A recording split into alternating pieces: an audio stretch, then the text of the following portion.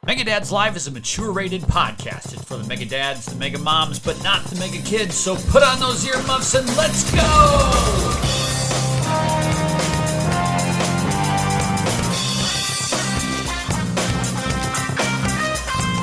Welcome everyone to Mega Dads Live. This is your monthly visit to the place where gamer life meets real life podcasting. Since 2014, we are the ultimate podcast to help you balance your love of gaming with the joys of life in the real world.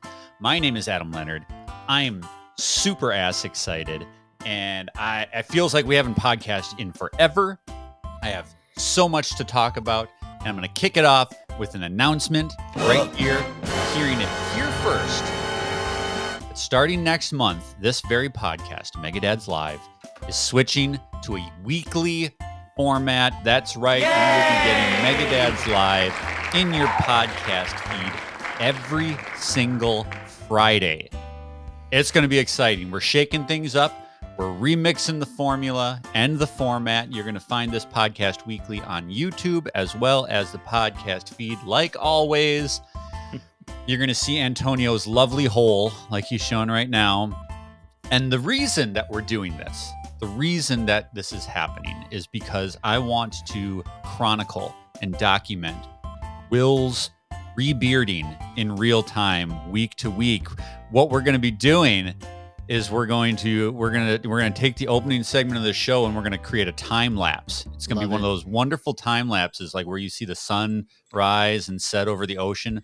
Only It's going to be the face follicles of one wondrous Will expanding at like high speed. It's going to be sexy. It's going to be fantastic. It's going to be furry. He has no idea this is happening. He looks uncomfortable. He's readjusting his body. Again, my name is Adam Leonard. I'm coming to you live from the 31st floor of Mega Dad's headquarters, located in the heart of our nation's capital, Champlin, Minnesota. I'm back home after a long week at PAX and Nintendo Live. I'm going to be talking about that later with my friends. Mabel, your man in the switchboard, did you miss me? Oh, wow. Didn't even know I was gone. Rented out my room for sexual purposes. That's why it smells like 3-day-old sour cream in there. Oh God. Ugh. Nope, that's not legal. Let's bring in our co-hosts. Antonio, I missed you. Did you miss me? I missed you so much. I had a Adam pillow made. It's a life-size body pillow. Yeah, and then I would put it next to me as I slept, put it in the car when we drive around. Yeah.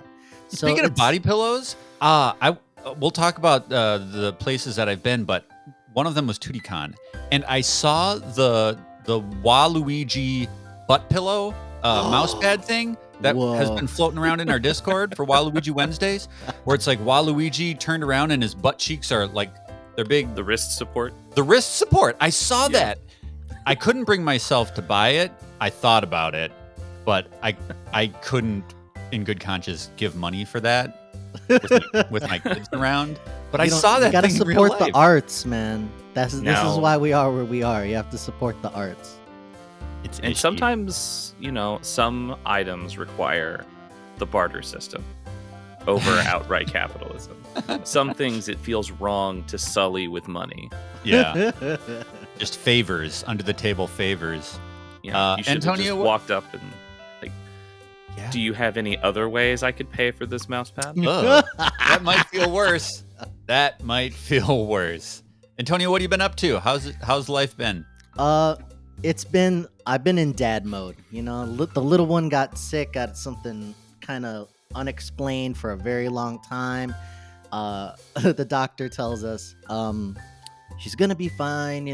She has been sick for quite a while, but he's like, just to prepare you a bit, she's in school, right? And we're like, yeah, she's.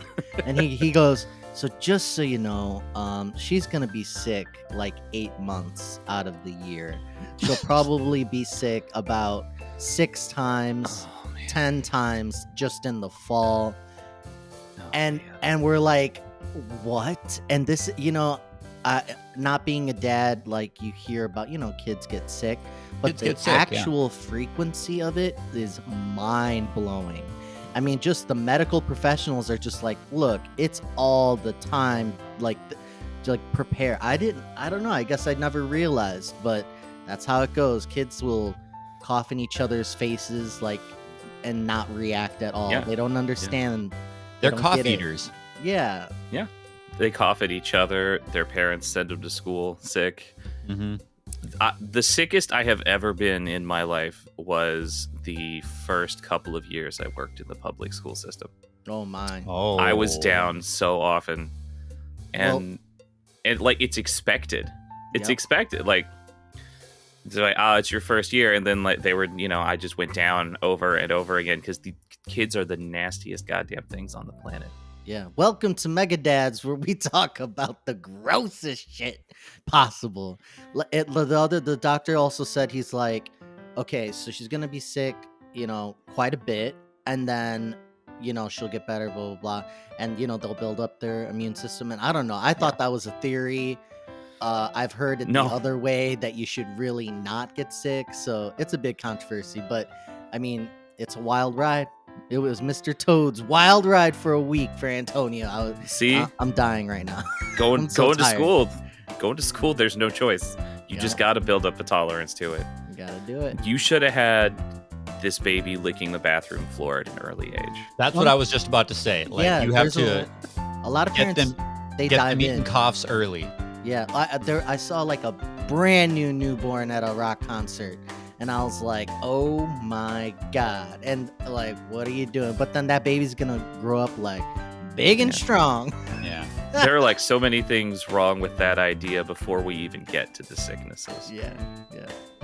Extreme Well, parenting. Will, speaking of sick, but in the cool way, Oh, I was like, am I? Oh, God. you're sick, bruh, as my son constantly says over and over. My son, real detour here, my son got out my wife's label maker, and he made a sign for his bedroom door, and it said, Elliot's room, please stay out. Totally rad, sick, bruh. And he taped that to his door. I love it. What is wrong with you, kid? Magnificent. So, what's up, bruh? Is that the word for the day? Dictionary term? We can pivot. No, I mean, it's... That's dumb. that one's too common, yeah. Everybody knows what that one means. Everybody knows that one. If anything, I'm surprised Elliot is taking to such dated, phrases. As totally rad. That one is my fault. I don't know where sick bruh came from, but anyway. I don't know, how are probably you, some Will? kid at school and not one of the popular ones. You either get laryngitis or bad slang. The school system is just a cesspool all around. Yeah. Kind of by design at this point. But yeah. I'm fine. I'm still coming down from the troubleshooting frustration. Nothing will get me frustrated faster than something on a computer not doing what it's supposed to for no discernible reason. You must be frustrated a lot. I just don't use it that much. Oh. Technology gremlins were plaguing the start of the show. We're gonna rebound. We're gonna recover. We're gonna bounce Came in with back. such hype. I did, and then my computer wouldn't let me put that hype on the internet. So then I turned it off and back on, and it was like, okay, that's fine. Except now you can't use the nice headphones. You have to use the old ratty ones if you want to hear the other part of the conversation. Maybe next month, if this happens again, maybe I just won't hear the podcast. You'll signal me with your hands, and we'll just see what happens. We'll invest in the tin can, and we'll have just this big fucking string going halfway across the country. Mega Dad charades. It'll be amazing.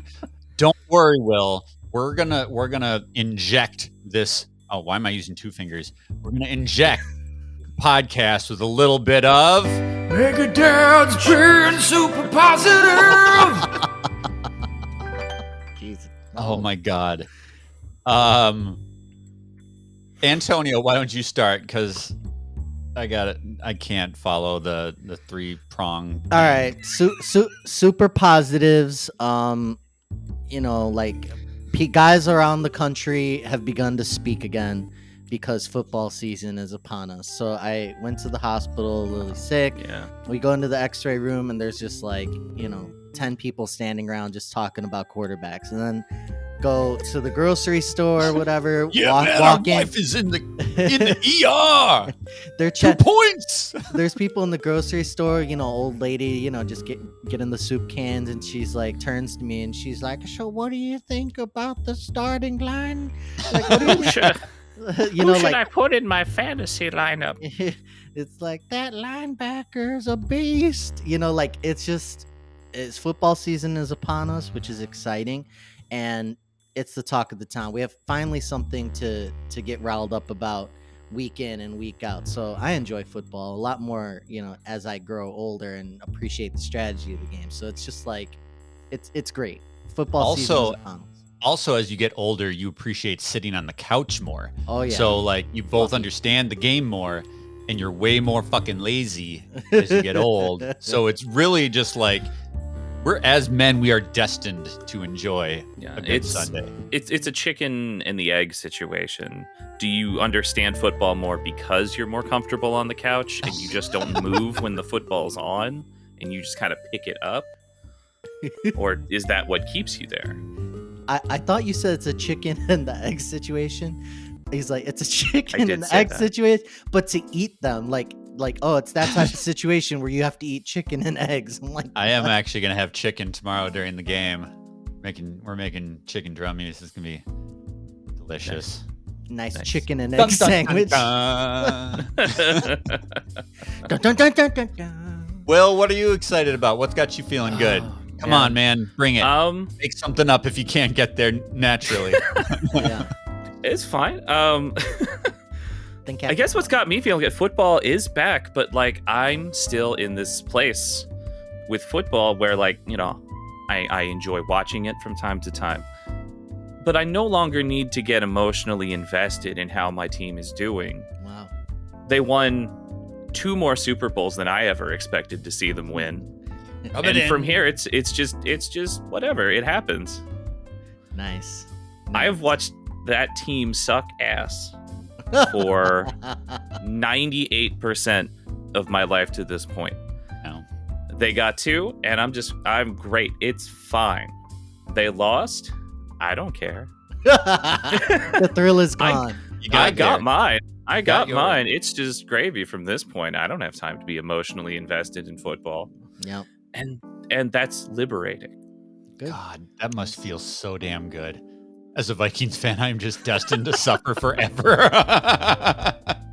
Look, if we can do it, you can do it. Just wait until one of these college QBs looks really, really good. Absolutely tank. Suck ass bottom. Race to the bottom. Pick them up, and then who knows? Maybe. And then you have to pay him $500 million, and then you don't have money for the rest of the team. But that's okay, because you won 2 more than you thought you would. Love this sports talk. This is great. This is what I'm talking about. We so finally have super something positive to is talk about. football too, or the lack of interest in football. It's the lack of investment. I can watch it without the downside. It's super positive. He's content. There we go. Super intense. Super okay with this situation. Look, that's the best I can do right now. Yeah. All right. Oh wait, no. I have a better one. All right. I've seen some clips that came out of a deposition with the MyPillow guy. Oh my god. What? Really? You got to send me a URL. Breaking news. Oh yeah, no, I absolutely will. Was he insane? Yes, absolutely. And this lawyer who is trying to ask him these questions for a deposition, you can just hear him die inside as this man just absolutely refuses to answer any question. He takes a moment and he talks shit about the judge, and he's like, I want that on the record so that they can read that. You let me worry about what the judge thinks of me. Oh my God. At one point, I don't remember how I don't remember how we got to this point. I haven't watched the whole thing because I'm not a crazy person. But the lawyer says the words lumpy pillow. And that sets him off. He's like, he starts to answer the question. You're an asshole. You know that they're not calling me over lumpy pillow. You're an asshole. Wow. And starts defending his pillows and just fervent defense of the My Pillow. Of the My Pillow, yeah. And that's fun to watch. Please share that with me as soon as possible. I will share that with you when we're That sounds hilarious. He's like, how dare you insult my shitty my pillows. Yeah. My God. He's called him an ambulance chasing scumbag and said, put that in the record, SCUM bag. Because scum is the difficult part of. Yeah, I don't. He quit on the spelling. Like he quit on the spelling. Yeah. He started spelling it and then stopped. Oh my God, this is gonna be great. Oh my God. Yeah, he's fucking crazy, and that's fun. We should review this. Some Megadad's review. Pillow guy. My Pillow guy. Position.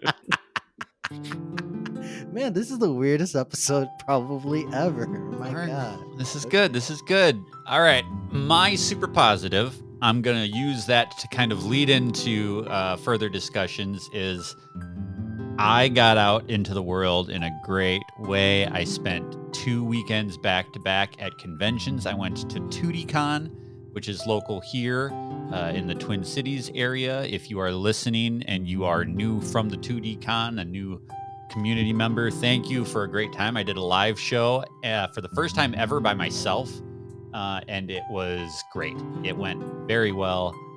We just winged it and had a great time. There was a big dildo on the table for the whole show that was provided by Luke number 2 from our Megadads community. He brought this big dildo dinosaur thing that he won. We made that. It had to be there. He won a tournament. He won a Cards Against Humanity tournament, and the trophy was a sculpture that was a penis with dinosaur legs and a dinosaur tail. It was imagine like a T-Rex, but it's like 75% dong. So we had that as kind of like our official show mascot. Had all sorts of great interaction with random strangers that I brought up on stage to help me co-host the show. It was great. I had a great time. Do you still have the dildo dinosaur? I didn't get to keep it. Okay, it was not a donation. It was just a lend situation. It was a loan. Yeah, I had to give it back when I was done with it. Prop, nice. A prop, yeah, a prop. That's probably for the best. And then after that, I went with my family to Seattle to PAX West and Nintendo Live, which was a great experience. I'm going to be talking about some of the games that I played there in our press start segment. But I wanted to take a minute just to kind of talk about my experience at PAX West and Nintendo Live, kind of in general. You can see a lot of this stuff on the YouTube channel. If you are listening to this in audio format, go to youtube.com/Megadads, because there's all sorts of footage, and there will be this week as well, because I saw a lot of stuff. I stayed in the same hotel as Justin Masson from the Nintendo Dads. So when he flew in, we spent Thursday night down at the bar drinking and just having some great conversations from the perspective of two guys who have been in this media space for 10 years now. And just kind of like, honest, frank conversations about how we feel 10 years in and where we're going and where we've been. I mean, you guys have been in this community for a long time as well. You know all the faces and the names that have come and gone, and some people still are sticking with the game, and some people have, moved on to other things in different places, and it's just nice to be able to connect. Justin was like the first guy that I really connected with when creating this podcast. I reached out to the Nintendo Dads, and I've quote unquote known him for 10 years, but I'd never met the guy. Yeah. So that was a really cool opportunity to kind of explore a little bit of the PAX floor.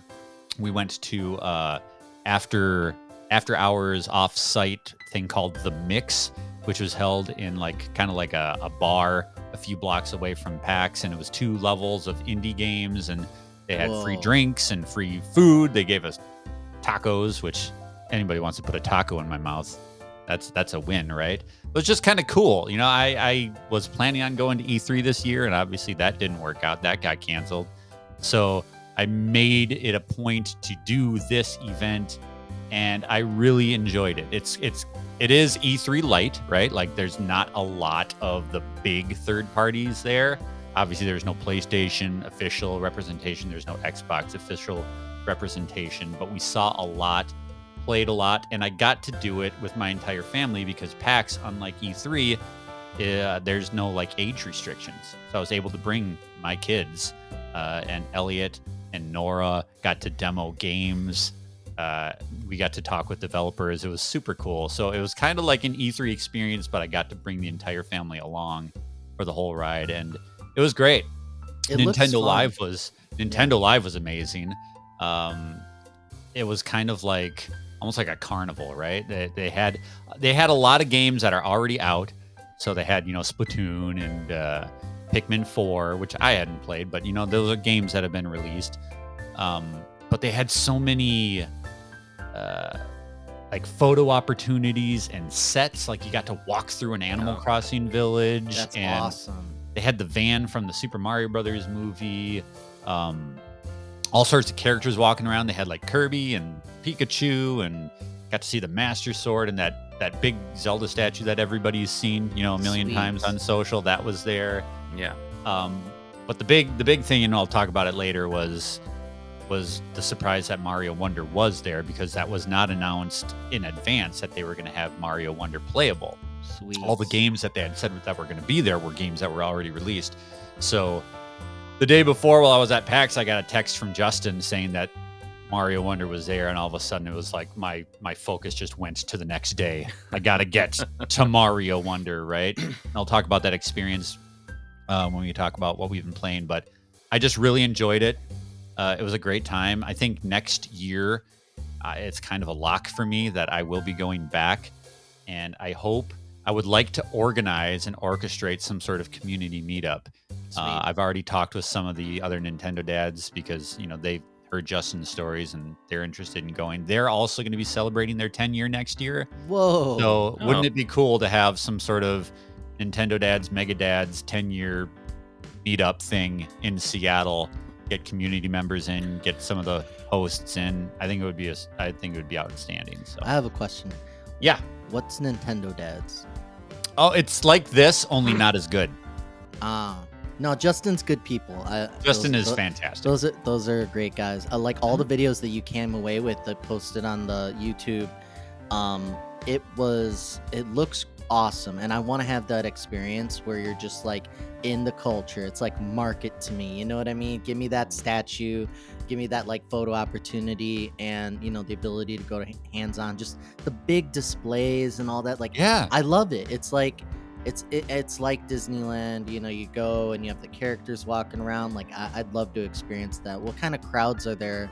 Because with traditional E3 back in the day when it was in person, one of the big criticisms were, okay, you wait to play games and you're waiting hours and hours and hours. So you could play like 3 things a day and all sorts of weirdness. So what are the crowds like? What kind of hands-on wait time do you have for things like that? Like, how long is Wonder?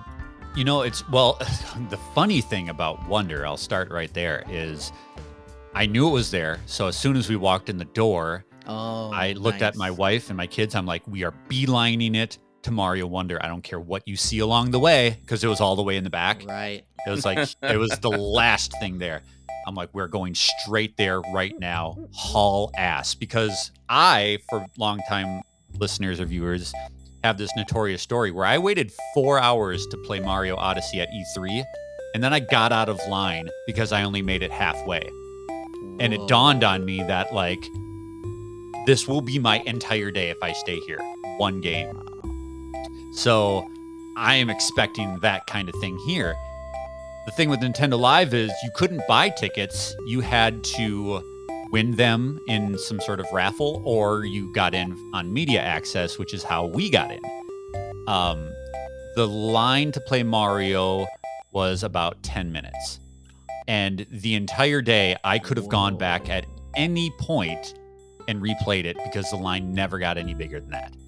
They had this Wow. big snaking rope, but they had so many terminals, and it's a 4-player game. Okay.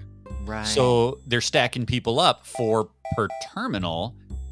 And with the cap on the attendance in that thing, it was big and there was so much to do, but you weren't like butted up against people. The crowd was so well maintained. Okay, well, hang on. You're trying to tell me that Nintendo anticipated and accommodated demand? The biggest line that there ever was to like get your photo taken with some of the characters. That is not what Nintendo does with high demand situations. It was wild because they had the space and you could tell they were expecting to have huge lines, but you would just like boop, boop, boop, boop, boop, boop, boop, and then you'd go all the way to the front, you'd wait 10 minutes and you'd play the game. Almost went back and played more, but there was so much to see. We spent literally the entire time. It opened at 10, it closed at 6. We were there the whole time, and I didn't even get to see everything. What are you going to tell me next? Like Nintendo's going to release a high-powered console with advanced graphical capabilities? Come on. But doesn't sound honestly, like Nintendo at all.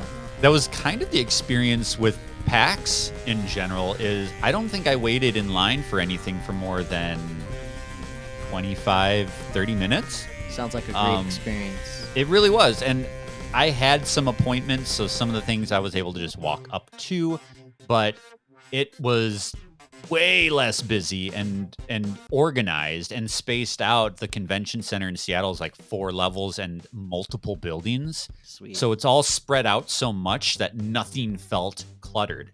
You never felt like, oh my God, there are so many people here, I can't even breathe. It was very easy to move around in. I didn't lose any of my kids. So it was just Always a very easy to plus. navigate experience. My wife was concerned that it wouldn't be child friendly. Tons of kids there, and my kids loved it. Nice. Absolutely great. Yeah.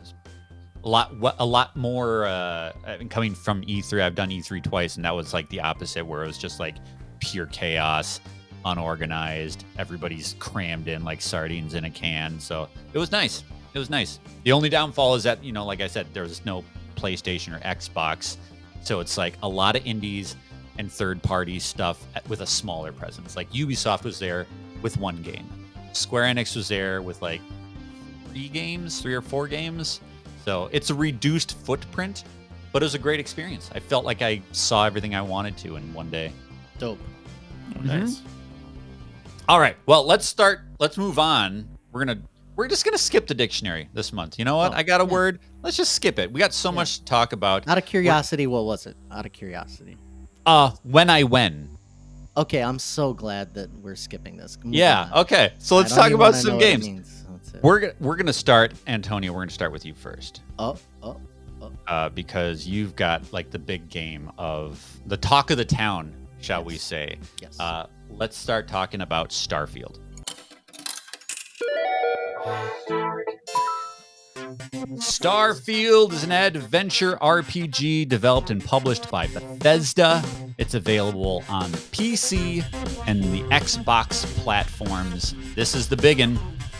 This is the one that everybody has been waiting for. Is this Xbox's game of the year this year?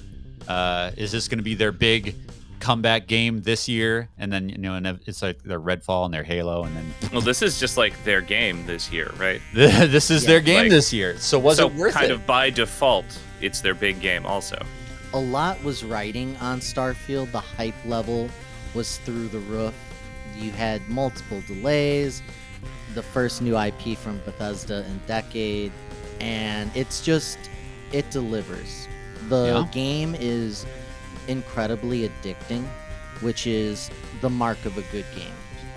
We have our Starfield Explorers limited series little mini podcast that we're doing, where we're just taking the game, one aspect of it, discussing it, breaking it down, and getting hyped. And you can find that on the Megadad's YouTube, and we have a podcast feed as well. So just search for Starfield Explorers if you want to listen to that. And it's really fantastic. I think that for anyone who was going in hoping for just a Bethesda game, give me an RPG that's deep, that has a lot of choice, where I can have very interesting side quests that take me down a rabbit hole that leads to another thing that was unexpected. I think what was most surprising to me is how beautiful the game is.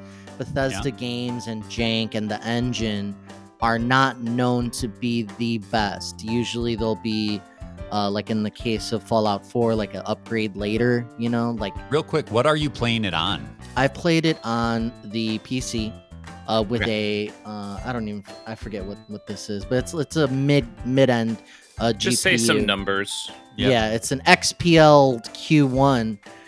So it's a mid-range PC, and then also on the Xbox Series X. But I've also played via cloud streaming on my Steam Deck. There is a way to use Xbox Cloud via, tablet, phone, or on the Steam Deck and running it in a browser. And it is surprisingly great performance on the Steam Deck playing on cloud. And that beauty I'm talking about is actually still there. Like the stars are shining, the spaceship is like releasing steam as it's parked, and like all sorts of stuff like that. It's very surprising how beautiful the game is. It's a Bethesda game that delivers Bethesda, just everything that you would expect. And that's really what I was hoping for. The big controversy is this idea of what was promised, Skyrim in space. I went in saying that it's not possible to do Skyrim in space because the beauty of that game is you would just wander in an overworld and you'd go through like a forest, which leads to a cave, which leads to the next town, and it was a game that was traditional layout. Always unwinding itself. You walk around, but in the nature of a space opera, it's a location on a planet, and obviously even if you're going somewhere else on that planet, there's a lot of space in between, and then you have hubs, but thousands of planets. How do you get there? Like, how much of it is full? Are there thousands of planets in the game? There's 1,000 planets, yes. If you zoom out of the map, and you can do this at the beginning of the game, which I thought was surprising, but it also makes sense. It's like this is available to go to once you upgrade your ship and once you level up so you don't die immediately when you get there. But you zoom out and you see the whole star map, and it looks like these little white, red, like depending on, which way you're looking at it, it's just absolutely amazing, the scale. And then you click in, and that star that you've clicked on you see the star system. So you'll see Sol, which is our sun, and then all of our planets, and they threw Pluto in there, thank God, represent.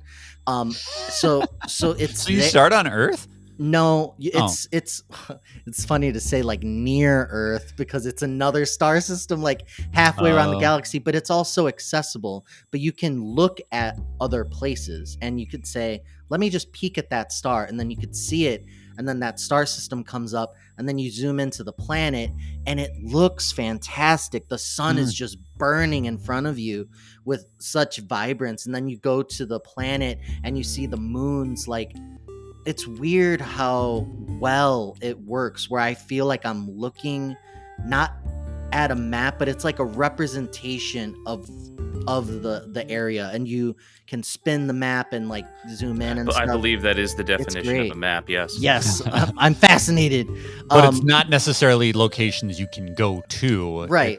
So it's not. So is it like quick travel then to go to a place that you can go to? Absolutely. So whereas No Man's Sky, you literally travel from orbit all the way down to a planet, and then can fly all the way around it and land anywhere. There are predetermined areas that are hubs. So when you go to a planet, it'll be on the map. It'll say, okay, let's land here.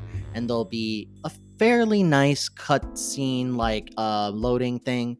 And then your ship will land. It looks fantastic, but it's still a cutscene. It's not like a real-time transfer, which is I think that's okay. debatable. I think a lot of Right. people have problem with that. I think if you're gonna create an RPG with a guided narrative or a loosely guided narrative, you can't do No Man's Sky because so much of No Man's Sky was nothing.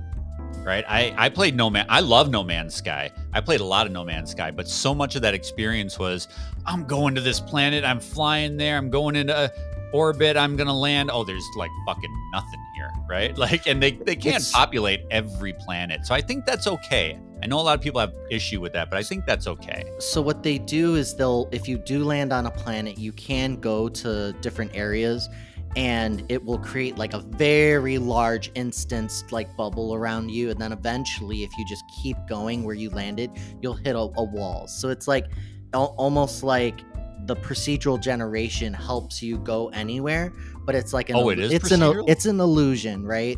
So yes, there are a lot of this is procedurally generated, and the other surprising thing is if you go to XYZ planet, every place I've been to is remarkably different. Like the idea of a biome and like the colors and the rock formations and the color of the sky and just the weather effects. There's day and night cycles going on. So I would be on the same planet at different times of day and it would look radically different. Then you go to another planet, another location, and it's just so beautiful and well thought out, and it feels like so real because of the care that was put probably into the fine tuning of some of this procedural generation. So it is impressive. If you play something like a No Man's Sky, you'll go to a planet and you can kind of see behind the veil of like what's being randomized in the colors palette. But every once in a while you'll find something really cool, but a lot of times it's like it's just barren. Yeah. So it's impossible, in my opinion, to make a space game that's grounded in reality where you're saying, okay, well, let's have you travel and have real world time pass just so you could feel that scope of traveling through the stars, or you can gamify it and say, you know what, let's skip the boring parts. And what this game does is give you more and more exciting things to do when you get there, and hoping that that's enough for you. And if it is, like for me, I feel like my time isn't being wasted. I'm just doing something instead of waiting. Some of the larger hubs and walking around still exists, but you have a booster like rocket pack, and the gravity on different planets varies. So you can like jump in a spacesuit and just like hover and then like use your jetpack to like boost up, and you can like do some like awesome traversal, and it's like a playground. It's so fun. Every planet will have a different gravity, and then the next planet you can't do that because it's like heavy gravity there, and it just it's pretty mind-boggling what they've delivered. Amazing Storyline? Weapons. The story main quest you should do it as it unlocks like different gameplay aspects, and it's fairly well written, but then the quality varies. It varies. You go to a side quest and it's like this voice actor just the tone is off, it's not as interesting. So there's like it's a Bethesda game. Yeah, there's amazing parts and then there's so parts, and then you have to talk to a person. It's a lot of talking to people, and like I think it's a little bit antiquated how you speak to someone, then you have the dialogue choices, and you play them all out. You gather more information or less. Very light role playing based on the background you've chosen. So that part, I don't know, it doesn't feel as good. But some of the voice acted characters, the faces look, I would say, like 10 times better, like fantastic for some of the people you're talking to compared to what it was, which was dog crap. Because Bethesda characters, like their NPCs look like trash. For me, they still have that just kind of dead-eyed, complete and total focus on you. The head moves, but nothing else really does. It's like, hello. Body language isn't that like abstract a concept, or just like we don't just wiggle our heads around while we talk to people and maintain eye contact at all times. Yep. But that's what Bethesda does. Yeah, it's definitely Bethesda. The way they clearly have no interest in going beyond that, and I guess that's okay. The combat's fantastic, surprisingly, because it hasn't been known for fun combat. There's varied weapons that are fun to use, and systems upon systems, and it has that just one more level. Let me just get one more skill unlock. Let me just like find this next thing. Let me get better loot. Let me just like the threads are there to keep pulling you and pulling you. My brother tried this playing on Xbox One, where you can only play via xCloud, like using that, and is loving it. Played 8 hours straight. Like when I booted it up, same thing. It's hard to put down. It's really hard to put down, which I think is a mark of a great game. So I don't have a lot of experience with Bethesda games. Like Skyrim was my first one, and I, like everybody, absolutely adored it. Like I played the shit out of Skyrim, loved it. Fallout 4 followed, and I was like, well, I loved Skyrim, I'm gonna play this. Hated Fallout 4. Like I hated that game. So those are my two experiences with it. Mostly my dislike of Fallout was just the world didn't feel good. You know, like I felt like it was saturated and just kind of like there's big bugs and grotesque animals. Like it didn't feel as cool to explore as Skyrim. Skyrim was just like the world was pure wonder. Mm-hmm. And I imagine Starfield is going to give me more of a feeling like that because there are so many different worlds and a lot more rewarding exploration. Whereas Fallout, I felt like everything just looked the same, and I didn't feel encouraged to really explore anymore. Once I saw what was on offer, I didn't like it, and I never got anything more the more I played. You know what I mean? Yeah. I feel like Starfield would be like, even if I don't like a specific area, the next one's gonna be vastly different. Probably speak to somebody like me more, right? It's such a weird thing because the setting is gonna dictate a lot of, your enjoyment. So if you're into space, if you're into, that whole genre, then yeah, you're gonna like it. But it's so different from the fantasy of Skyrim and goblins or whatever, like dragons and stuff. It's not that. Do you feel rewarded though exploring more? Yes. Does each planet like offer more, or is it like is the carrot getting to the next planet, I guess is the question. I think it's getting to the next one because it's like it's fun while you're there, but again, they can only invest so many resources into the place. So it does. Okay, so you scale back your vision. So when you land on a planet, it's striking, right? And then they have the set piece, and you don't really know where to go. They famously now have like lack of a map system, so they really want you to learn the lay of the land as you walk around. Wait, that's true? There's no... Correct. So when you go somewhere, you can fast travel to it, but you have to find it first. So when I land on a planet's surface, it's like, wow, right away they hit you with scale, and they're like, this place, let's make it feel alive and visually unique. Then you start walking around and you feel like, how big is this area? Once you spend an hour in it, you start to learn the tricks. They do a lot of level design where they make it seem bigger than it is. And I think part of if they were to show you a map, I think it would have given away like the fact of, if you see the whole thing. So you don't even this build area is the map kind of as small. you go? No. So you don't see, like, if I go somewhere, you do not see like the existing hallway that leads to this. That's weird. The layout of this vendor's on this side, this is on this side. It does let you fast travel once you find it. So when you return to that map, it'll just have like a list basically and a rough layout. But there's no like topography, landmarks. None of that is present on the map system. It's very odd. And I think it was weird because you have procedural generation, and they say, we're either going to give you a map of the cities, but not the planets, because they would just be empty. And they just said, you know what, let's just scrap maps altogether.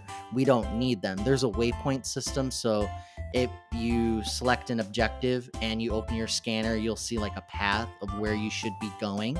So it's not that they don't give you like a leading way to say, hey, go this way if you want it. But they do let you explore the areas, and you're not staring at the map saying, oh, okay, let me just run that way, run this way. It's like, find it. Like, pay attention to the signs, look at the paths, like figure out like what's the logic behind this world, where would the bar be? And it surprisingly works. That fades. You just start to like play the game and embrace the finding the next thing, and then you talk to people and it leads down the rabbit hole to the next quest, and it's fine. You know, it doesn't bother me as much once you actually start playing it. So let's break it down. Let's put a pin in this one. Is it the game that you were hoping it was going to be? And do you think that this is like Xbox's big moment that everybody is going to recognize them as having a what do they call it? Quadruple A? Yeah. Is that what Xbox's thing is? Like, is this their thing now? Is this it? It's a great game. It's not gonna like save the entire Xbox ecosystem. It's not that groundbreaking. It's really not. It's not that unique. I think it's just a great game, and it's not gonna make it's selling systems, you know, which is great. I think they said like the Xbox sales went up 1,000%, but when you start so low, you know, of course you're gonna have a major increase. But I don't think it's gonna win over, you know, people to Xbox side, because they're like, oh, you know, I really need this game. It's, if you like Bethesda games, then it's absolutely for you. Game of the year caliber? I would give it like an 8 or 9. Like, it has flaws. It has flaws. I would give it a solid 9, and I've only played like 20 something hours of it, you know, and you scratch the surface. You just scratch the surface. There's so much to the game, you can tell. And I'm loving every minute. I think about the game when I'm not playing it. I want to play more. And it has broken the record for the fastest selling Bethesda game, the most successful game. I think it was like 5 million players, something like that. I look at it, and you can give me your thoughts on this one. As someone who plays a lot of RPGs and enjoys the hell out of RPGs, Starfield strikes me as a game that has sacrificed quite a bit to get in for scope, for having 1,000 planets. I just can't help but feel like it could be a tighter RPG experience without 1,000. There's not something to do on all 1,000 of those planets. Like I said, I always doubted what it was going to be. Like Adam put it best. He's like, is this what you wanted and what you expected? I expected that they weren't able to accomplish a fun video game set with the scope of like a galaxy. It's not possible because it's set in space. So the setting demands that you expect that the scope is going to be large because it's set in a galaxy. They've chosen to have it span star systems. I wonder they've made choices that hinder this thing's ability to be like a solid, like an RPG that's tight and not filled with a bunch of empty planet. Like, well, I wonder if a lot of that is expectation and kind of an imprint that we put on it based on what they've done before, and that's their DNA. That's what they do. They always do the one thing. I wonder if I personally can't speak to this because I don't follow this game. Like, I don't know how they've been messaging it, but I think like it's okay for them to build a game that has ship combat and ship building, which that's something different than like what they, like maybe we're looking at it through a skewed lens because we're expecting it to be, and I think everybody was expecting it to be Skyrim in space. Like, that's the messaging, right? Whereas like, I think it's okay to take a game like this on its as what it is and not what we were expecting it to be. And I think you can both be right about the fact that, like, yeah, it's not going to be a very tight RPG experience, but maybe that's just not what they wanted to do. Well, so then what are they doing? You can still have a fun game that is more about the action and the discovery of a new planet and the ship combat, and maybe it is less of an RPG. But that doesn't necessarily mean it's bad, right? So the game was marketed in very poorly, I think somewhat deceptively, because what happened is they said it's Skyrim in space, and it's not, because they have this space setting and they say, okay, what do people want? What's the vision? And they're like, well, it should be about exploration and scope, right? And that's the whole thing. And they said it was going to be about that. And they deliver that in a gamified way. So the procedural generation, the planets are there, but you're not intended to, like, there's the way that they decided to accomplish creating a tight game, because it is a tight game, is they have you fast travel from here to there to the planet, and it's not a full planet. Yeah, it's like you can walk around a planet. You can walk around and do nothing on these empty planets if you want to. But in my experience, I've done that a few times. It's like, oh, let me go walk and find something. And there'll be sparsely, like, an abandoned a factory here or whatever. But it's a whole lot of nothing. But they say, hey, we intend for you to get in the ship and go do something. We intend to have you do the next quest. We have a marker on a planet that says, okay, go there, and we can get you there quickly. So you're always discovering something and in the action. So it is a very tight RPG, and that's what's upsetting people, because they're like, there's no scope here. You're getting me to the next thing, and I see the loading screen, and I see the fast travel, and the fast travel's overused, and you're just putting me in the next area, and it doesn't feel like the scope is a facade.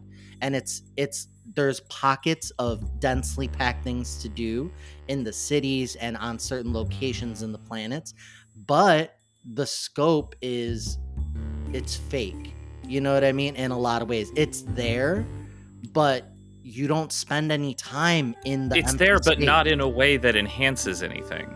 I think it's. I'd just be very curious to hear your thoughts on this game in like a couple of months. Yeah. You know, after you've explored more, and like, and you can see like the rough edges a little bit more, because it's hard to gauge a game like this that's so much about scope and exploration when you haven't seen everything yet. Yep. So. We'll revisit this game. It's a big game. People are going to be playing it for years and having a good time with it. I mean, it's not everything that was marketed. So go in with the right expectations and you will have a good time. Let me ask you this, and Starfield adjacent, but Xbox as a whole. Yes. Are they in a bad spot where, like, every time they have a big, highly anticipated game, they have to... I feel like this is exactly what happened with Halo. Like, there was so much expectation on Halo, and there were so many promises around Halo, a lot of which they ended up walking back. Yeah. It was a fail. Is it impossible to satisfy these people that are just waiting for that AAA Xbox game? Because no matter what they deliver, they have to spotlight it like it's the second coming of Christ, but then you're never going to satisfy everybody when you hype a game in that way. Like Starfield is that. All eyes were on Starfield. So I feel like no matter what it did, the ambition of this win. Yeah, the ambition of the game is its downfall, because like Wills keeps saying, why? And it's because of the original vision. It's like, can we make a RPG that's set in the vastness of a galaxy? And they said, let's try it. Like, that is a huge undertaking. I knew they wouldn't be able to truly do it, because if you're very realistic with it, it's boring. And if you gamify it, then you're marketing to people who've played something like a No Man's Sky, and you have to explain to them, yeah, it's a space epic, but it doesn't have this insane like vastness where you can go from one planet surface to another with no loading screens. That was a revolution. It was a way to do space travel that was amazing, right? And No Man's Sky had that as its core, not gimmick, but its core selling point. And it was fascinating to everyone who tried it for the first time. You're like, wow, we can do this in gaming. But Starfield went another way, and they say, we're not going to do that for whatever reason. We can't. You know, they didn't think about it at the time. They'd rather not have that, whatever reason. It's too hard. But they said, we're going to take this approach. Fast travel to points. The planets are there. So don't you feel like it's big? The map is what it is. There's all these things, but we're not going to have you fly for 2 hours to go from one planet to another. All I have to say is that with like Halo and then Redfall and then this. Redfall was atrocious. I just pray to God that the people who are making Fable, like, just don't show it. Just fucking hi-fi rush it. Just release it when it's done and let people play the damn thing. And like, I just feel like expectations are set so high for so many of these games. And they play a part in setting those expectations. Absolutely. Yeah. They were touting this, you know, they were touting this as the next, second coming, man. They were like, this is Fable, it's not as much as don't show it. Be honest about it, and it would be a huge plus if it was good. Because like, you know, Redfall in that example is not. The bar is so high that a game from Xbox, people are expecting, like, can we get something with like we're only talking about the good stuff, and like that we're not just like have flaws that are like really derailing the experience for a lot of people. A God of War and a Last of Us, and like it had flaws, but the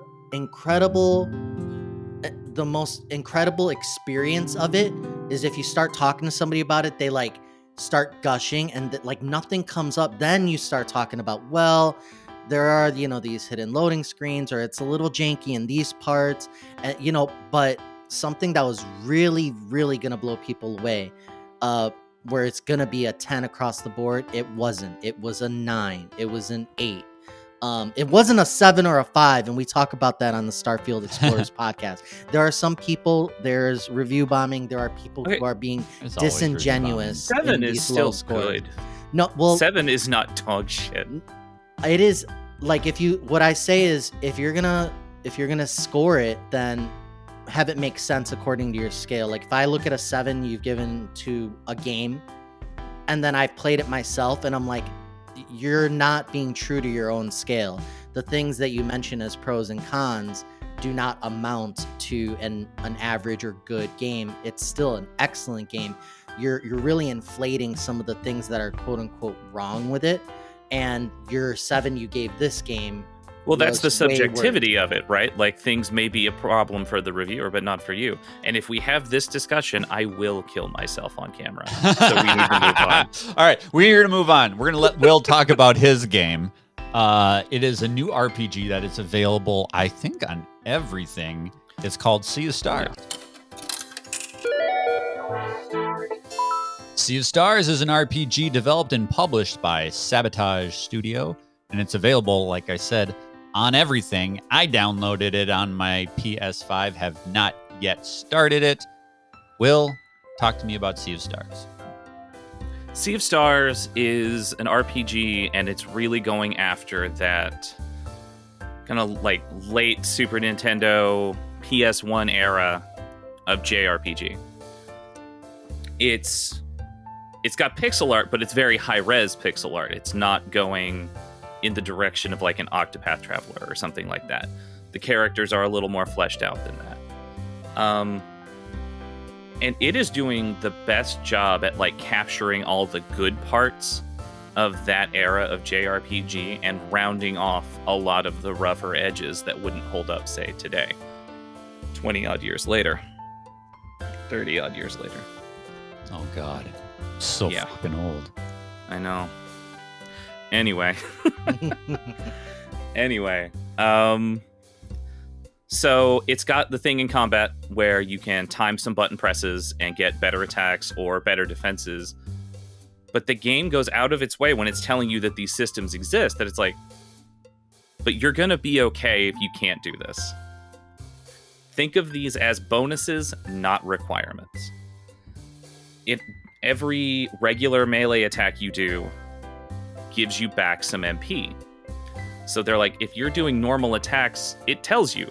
This old man tells you this. Like, if you're doing normal attacks with full MP, why? Don't do that. Use your skills, please. Use your skills. You'll get them back. Just use them. It's doing so much to be like, you don't need to save the cool stuff for later. You can do the cool stuff on a pretty regular basis. And so far, I've found that to be true. If you like Chrono Trigger, the battle system reminds me a lot of that. You've got combo attacks with different party members. I've only got 3 right now. I'm not super far in the game. But like, I've got one where I can take one of my party members will build up this big fireball and he'll shoot it at this other guy who breaks it on his shield and it breaks into like 8 pieces and hits everybody on the field, and it's awesome.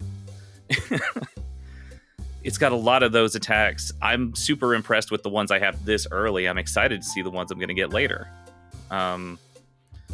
It's got, let's see. I've done one, I guess you could call it a dungeon for lack of a better term. I've done one proper enter, there's a problem, solve all the puzzles and things. And I thought it was outstanding. It set up kind of the expectation of what I'll eventually do in this space. Once I got the tool that I needed to start moving blocks around, one, I didn't have to push them like one square at a time. You push the button and it goes all the way to the end of whatever zone it's in. And that adds to the puzzle layer of it. It's not just move block. I need to get this block over there on the Switch. I'm going to have to move it in a specific way to kind of get it over there. And I feel like that's more interesting than just moving a block one space at a time. Let's see. You make your healing items. There's cooking at the campsites that you can do. Campsites are numerous, and ingredients are plentiful, and you can take those and make a certain number of healing items.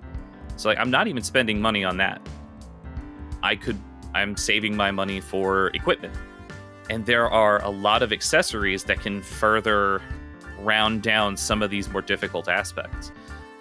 Like, I've got one that when you get it right, when you get the timing right, a little star shows up to kind of help you, give you an extra input that says, or an extra signal that you did it right, you did the thing. I picked one up yesterday that said, every once in a while, the press a button to defend a little better, it'll just do that for you a certain percentage of the time. And it markets it in its own description as like, you can still do it on your own. This is just going to help you. It's like, this is support. It's not going to do it for you, but you'll take fewer full force hits than you would otherwise. I don't remember what a lot of the other ones are. I'm still picking them up, and I'm finding more of them at stores that'll automate some of these, I guess, more reflex or mechanically complex systems. Sounds like Final Fantasy 16 a little bit. A little bit. I would say that there's a lot more in between to these, which is good. It's not equip this to do this for you all the time. Okay. Or change this in this huge way. It's kind of like an in-between, and I think that that's a little bit better. But that's subjective. If you need more is good. But it also, like I said, it goes out of the way where it's like, this, you are going to be able to finish this game without doing these time button presses. If you really want to stick it out and you just suck ass the whole time, you can still get there. When a party member gets knocked out, after a couple of turns, they're back up at 50% health. You can use items to bring them back, but if you don't, and you need to focus on, say, healing the people you've got left because now the 4 monsters are hitting them, that's okay. They'll be up in a second. It's not a game over until everybody's down. And that hasn't happened to me yet, so I can't really speak to that. I'm really liking it. This is doing an excellent job at being. It's a little soon to call it like the apex of this kind of game, but it certainly is from like a presentation and mechanical standpoint. The story, I'm still not quite sure what's going on. I know where I'm supposed to go, why I'm supposed to go there, but it's done that thing where it's planted those little seeds of doubt that like, this is... I don't know that this is going to be good when we get there. Mm-hmm. As a fan of those types of games, I absolutely love it. Or shadowy characters and storylines happening in the background kind of thing, or there are some shadowy characters, but there's been a couple of mentors that are off to the side and they're just having this conversation amongst themselves where they're like, are you okay with this? And it's like, not really, but we can't do anything about it right now. And yeah, I haven't got to that part of it yet, but I've had a cutaway to the shadow cabal of masked people talking around a cauldron. And honestly, that is like the least interesting part of it, because I don't even know what you guys are yet. Yeah, you're menacing. I get it. I kind of feel like there may be an institutional problem in what I'm doing. There's an eeriness to everything, like something's off a little bit here, yeah. Which, are you playing it too, Antonio? Yeah, I've played it, and only a couple hours, but fantastic looking, amazing soundtrack. The story it sounds so good. The story is just like something's not right here, and it's like beautiful, like very vibrant. But then the story is like a little dark. It's really weird, and I don't know. It pulled me in. Is the game, because I haven't played it as much as you have, is it too easy? Because based on what you're saying, it has a lot of optional assists. So you haven't game overed, like you haven't had your whole party die. So do you find it challenging at all? Or is that not really important because it's about the journey, not the challenge? It's certainly, the journey is the most important part of it. Mm-hmm. But just because I haven't game overed, like I've still had people go down. Right. I've still had party members, fall in battle. And I certainly haven't gotten far enough for anything to be challenging, even for this kind of game. Like I've done a couple boss fights, but this game hasn't, it's got the kid gloves on a little bit still, I think. But I would say while I haven't had a particularly difficult time with it, it's been a very satisfying experience to get those extra hits in and stuff like that. And it's got this lock system where every once in a while an enemy is like, it's a way of saying this guy's going to do a big attack. And he'll have some symbols pop up under a thing. And there's like a hammer for blunt damage, a sword for sword damage, and elemental symbols. If you can hit them with attacks that meet those criteria, you'll slowly start to break it.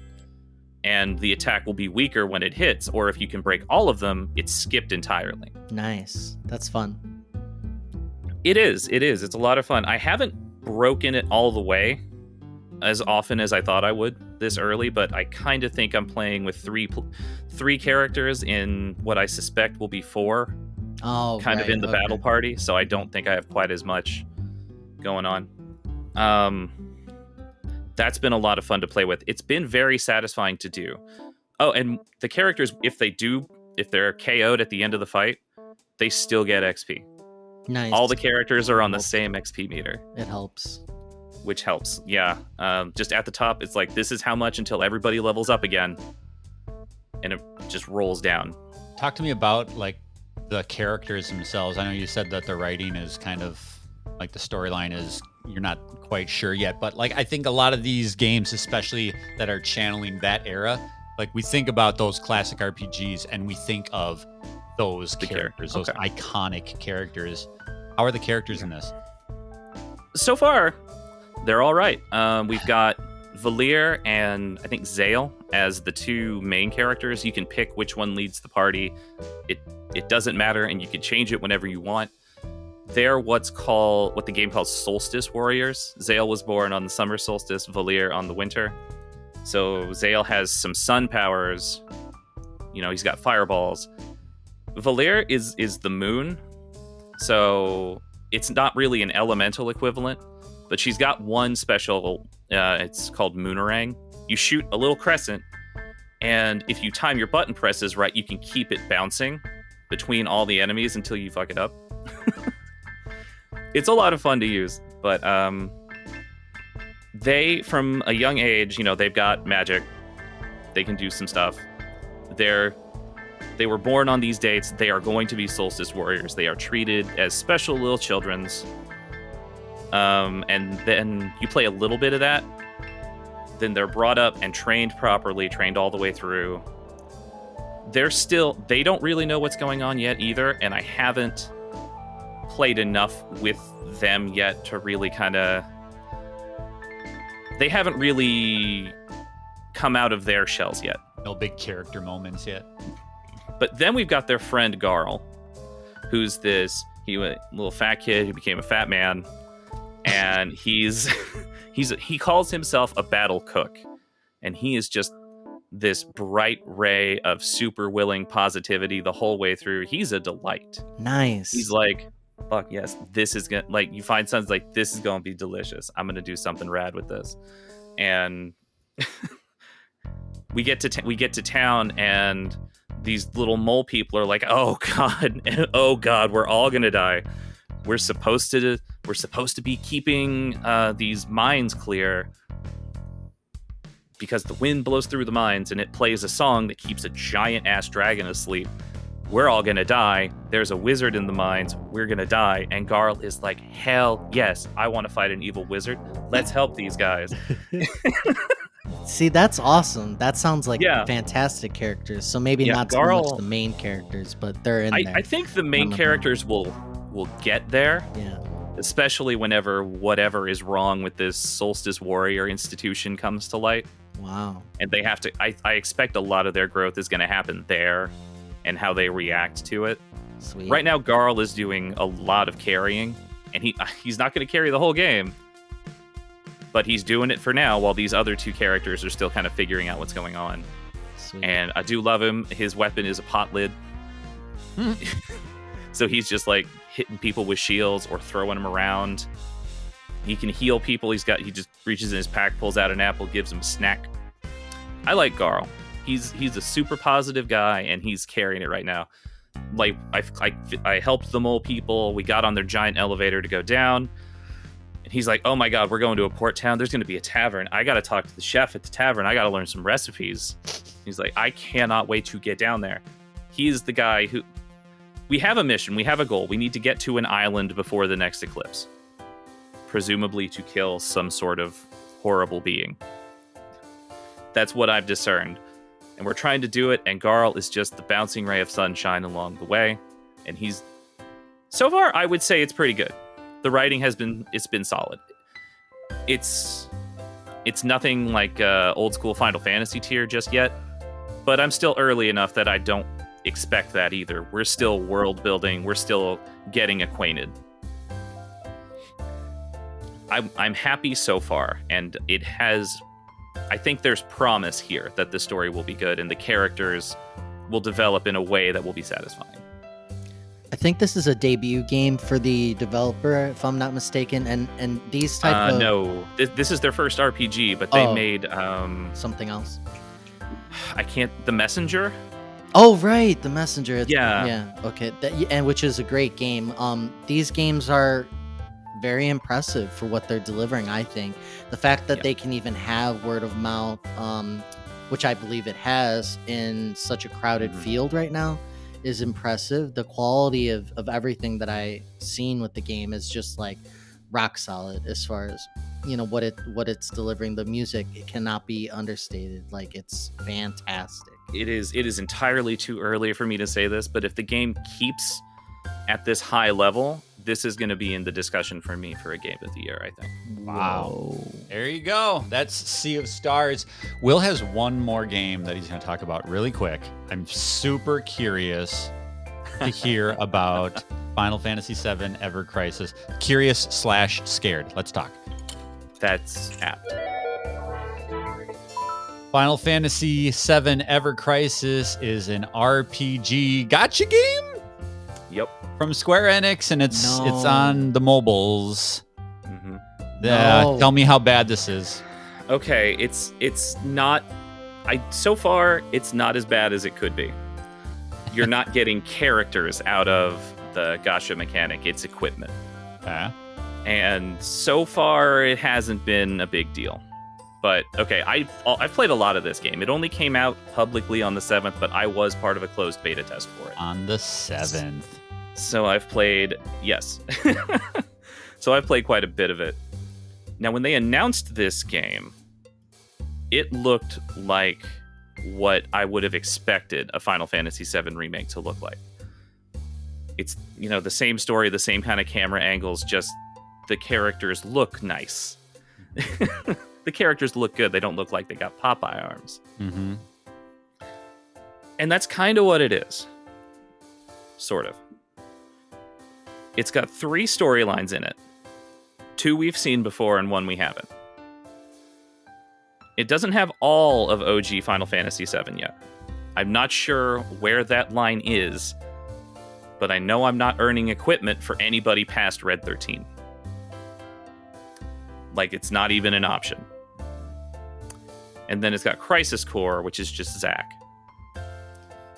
Feels the least necessary, because that just got a remake. Yeah. That was just a remake.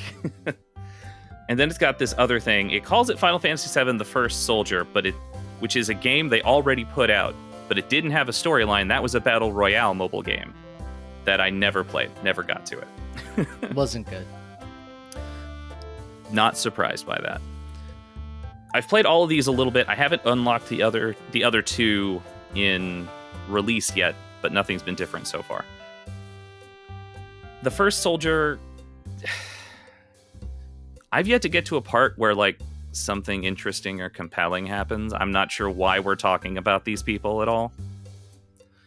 I'm not sure. I don't know that I'll stay with it long enough to get that far. We'll see.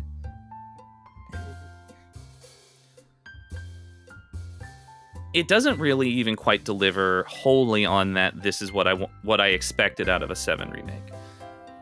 It breaks these things down into chapters and scenes, where it's rather unfortunate that it starts this way, because it sets a higher expectation than you'll have.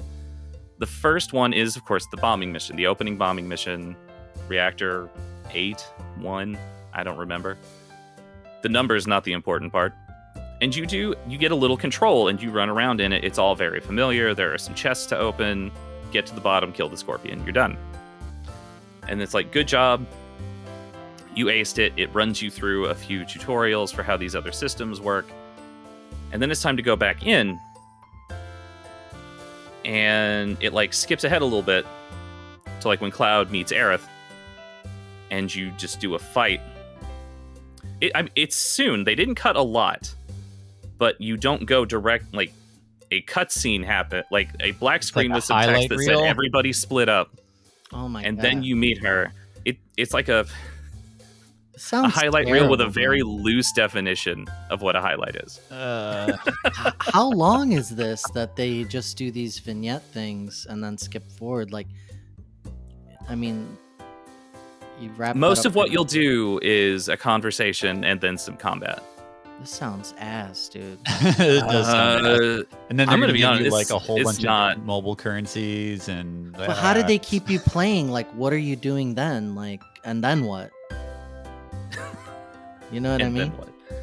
Yeah, that's the part where I don't think I could objectively speak to that, because I'm still very much like, everything I've played of it so far has been because I want to see what it is. Yeah. Right. I just wanted an impression for what this thing is. Got it. I'm not entirely sure what outside of that would keep people coming back to it. Weird. Maybe that stuff is there. Will I take the time to get that far? Why was I don't this know. made? Why was this made? Oh, that's a solid question. For Yeah, money. Okay. for money. Yeah. I But guess. Sure. yeah, it's wild. This is sad. So then the gacha, you just get This is making it's me. a mobile game. This is making me sad. It's a mobile game. Those are sad more often. See, than not. that was when this was announced. We were like, "Oh my god, look at!" it. And then it's like for And mobile, and we're like, "Oh fuck." Oh. And Yeah, it's like, shit. Yep. It's like they're gonna fuck it somehow. Yep. Are they milking Final Fantasy VII to death? Yes, specifically, yes. Have they been since the beginning? Yeah, I mean, not since the beginning, but since they did that kind of remake seems seems to where they did like Dirge Service and then the movie, and then there was like I think there was like a cell phone game in Japan only. And there was. There was a few. There were a few side products around that time, nothing for a long time. Mm-hmm. And then they did remake, and now they're just pushing it out there and milking it again. Yep, they're back at it. Except this time, like, I don't know, like at least with Dirge of Cerberus or I don't know, some of these other games, it's like they at least wanted to show me something I haven't seen yet. Yeah. In a different setting or whatever. And this doesn't have that. Weird. This is really weird and not in a good or interesting way. I don't know. I don't even know that I'll stick with the full release long enough to get back to where I was in the beta. My day's ruined. That's it. What a shit. Well, yeah, it's real hard to recommend that. I was gonna say it's unfortunate, but not at all surprising. They had that at the Square Enix booth, and I was looking at it, and they're like, if you do a pre-register, you'll get like 5,000 blue coins and 3 draw packs, and I'm like, nope, I ain't going anywhere near any of that. So yeah, I signed up for the closed beta on a lark, and I got in, so I was like, well, I guess I'll see what it's about, and I've seen what it's about. Nothing good. All right. Well, I'm going to do some quick hits on some of the things that I played at PAX. I'm not even going to hit the little bumper thing because I'm going to talk about like just 5 games that some of them are probably things you'd never heard of. And then I'll end with Mario that everybody wants to hear about. So the first game that I played in the door at PAX West was Prince of Persia: The Lost Crown. This is a Castleroids take on Prince of Persia. I played the Nintendo Switch version, but it's going to be available, I believe, on everything. And this game, I am a kind of casual Prince of Persia fan, I guess. I really enjoyed the Sands of Time. I didn't play any of the follow-ups after that. I did play the one where it's like... he was like voiced by Nolan North, and he had like a big red cape and a big claw. Oh, he had a big bandana, the one that was on PS3. I love that game. That's great. That's a good-ass game. But I wouldn't call myself like, I mean, I don't know a lot about that universe and that series. I'm kind of like in and out, right? Okay. This one I really liked. I thought this was super cool. The combat is interesting in that you have... in the demo, you obviously get like a peek at some of the badge improvements and the perks that you can assign to your character. But really, the controls just felt really good. The enemies have different defenses. You know, some of them you got to flip behind because they're shielded, and some of them are like ranged enemies. And you have this ranged attack. I don't think you even are the Prince of Persia. You're some side character or whatever. But your ranged attack it's almost like a boomerang that can ricochet off of things. So if you hold down the shoot button, you get like an aiming reticule that you can position on the screen. And depending on where you can position it, you can bank your shot. So you can like shoot it and skip it off the floor and then hit it off the wall and then hit the enemy. So it's kind of like Batman Batarang kind of thing. Okay. So there's lots of interesting combat options in it. The traps and the, I guess, puzzle elements in the game are really cool. So like spike floors, and you're wall jumping off of things, and of course you're doing you grab the pole and you do the flips, and just the navigation and the aerial and the fluidity of it felt really good. It was about a 15-minute demo. I actually really enjoyed it, and I'm probably gonna end up picking this one up. And it wasn't really on my radar. I was more looking forward to the reboot of Assassin's Creed. But this is the game Ubisoft brought, and I can see why, because it looked really good, super fun. Good, yeah, that one's exciting, and I'm glad to see Prince of Persia be good again. It got weird for a while. To make an impression like that, is very interesting to me as well, because, like you said, when I saw your footage come out of it and how highly you were speaking about it, it's odd that it's grabbing me in. This is great.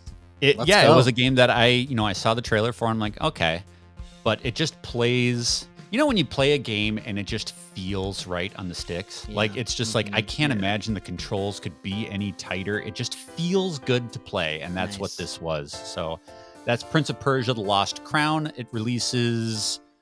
Oh crap! I don't have the release date. Is it coming on Game Pass? Probably. I mean, doesn't everything? No, but I mean, a lot of things everything? do. I hope Seems it does. like. Well, this is a Ubisoft joint. Yeah, it's It'll probably Ubisoft. be They might on want Ubi Play or whatever the hell they yeah. had.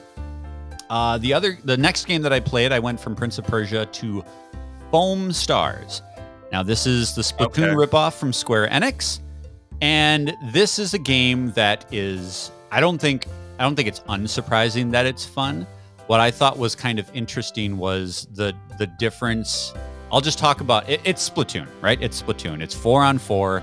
You've got a color. The other guys have a color. You have different weapons. So that you have like a heavy, or you have like a really fast character. You know, there's different character classes. Nothing unsurprising there. What was interesting about the foam element is that you can kind of change, not really the topography of the level, but the foam accumulates vertically. So unlike Splatoon, where you're just painting the ground and it slows you down, the foam, as you pile it up, not only slows your character down if it's the opposing team's color, but you can like hide behind it, which is kind of cool. So as the mode that I was playing it was called Smash the Star or Splat the Star or something like that. And the idea behind this mode was that your team had a certain amount of lives, and once those lives were depleted, the best player on the team that lost all their lives, that person gets determined as the star. And he's kind of like your last beacon of hope. And the match doesn't end until the star is vanquished.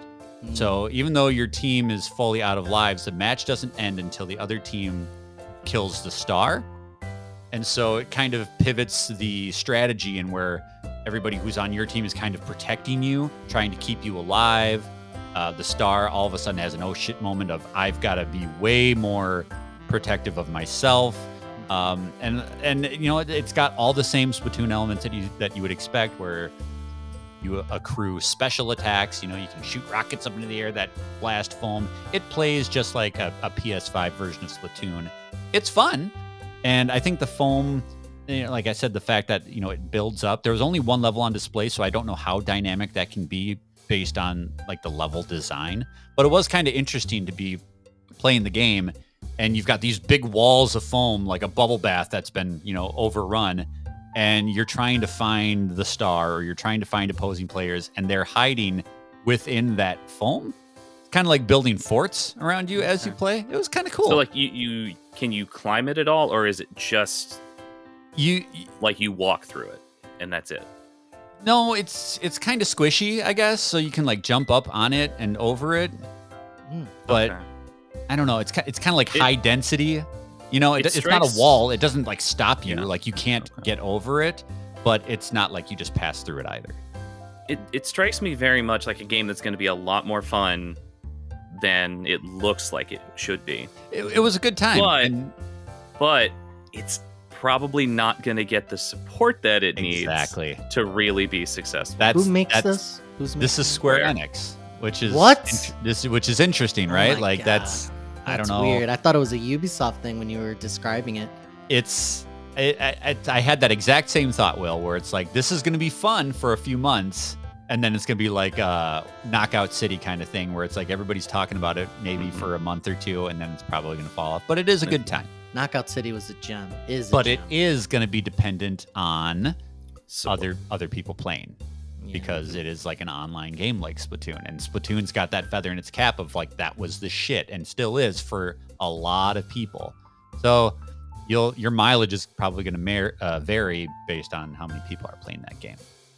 So that's Foamstars. Next game I want to talk about is something I had never heard of. It's called, don't judge it by its title, it's called Big Boy Boxing. And this is for Steam and Switch. And this game is Punch-Out.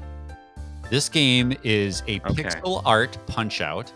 Okay. And I frickin' had a blast. I was playing this game, both me and Elliot were passing the controllers back and forth. It's exactly what you think of Punch-Out. It's your character's on the bottom of the screen, and then you're fighting a giant oversized character kind of in the background, They have. Is the character a stereotype? Oh yeah. Well, okay. So the character that I was fighting against, and there was like 5 or 6 of them that you could play in the demo, was Mr. Adulty Man, and it was. Excuse me? 3 or 4 kids stacked on top of each other in a big trench coat because they're not old enough to enter the boxing league. So they put on they did the whole Muppet Man thing. They stand on their shoulders and they put a big trench coat on, and like you can see the eyes of the kid in the middle, like poking through the buttons of the jacket. Hilarious. The animation's fun. It's exactly what you expect from Punch-Out. You're reading the tell. Now, what I will tell you guys specifically about this is I was emailing back and forth with the dev after I talked to him at PAX West, and he emailed me the demo build of this game. So I will forward it to you, gentlemen. Oh my God, yes, please. And you will be able to play it. Oh my God, yes, please. You will be able to play it on your computer. I haven't tried it yet, but I assume it's the demo build that I had at PAX. It's called Big Boy Boxing, and it will be releasing on Steam and Switch. It's from Soup Masters. A lot of fun. Sure. Surprised the hell out of me. I'm like, oh my God, this is Punch-Out. Does it have a date? I'm already very excited about it. They said I think early next year is what he told me. It says to be announced. Okay. So is the frame rate like it's a very unique take on animation. Yes, it looks really interesting, doesn't it? Yeah, like very fluid for pixel art. It's very odd. Like it's surprise. It looks surprising. Nothing like I thought it would look like. So take a look. Very unique aesthetic to it, and I'm going to be putting a video up. Yeah, I'm going to be putting a video up on the YouTube channel this week about my impressions on that game. I was very excited that he reached out to me. I gave him my card at the show, and he's like, "Hey, can I help you provide any content? Here's a demo build of the game." I'm like, "Oh yeah, I'll make some content." I really enjoyed that. I love Punch-Out. I'm super excited. Punch-Out is great. Yeah. Then I'm going to transition to one of the games that I played at the Mix, which was that intimate indie showcase at the bar, and it's called Make Way from Icebeam, and this is going to be multi-platform. Now, this is a arcade 4-player racing title. Think party game in the vein of like Overcooked, but it's racing. And the way that this works is you race on a track, 4 players, and after you finish the track, you are assigned a track part that you then have a limited amount of time to assemble on the next course. So you and the other 4 players are building the next track that you're going to race on.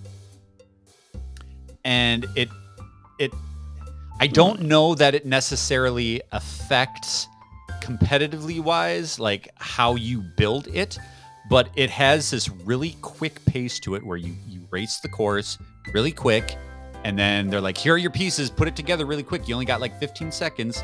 And so there's like this competitive edge of I'm going to get my piece where I want it before the next player gets his piece on the way he wants it.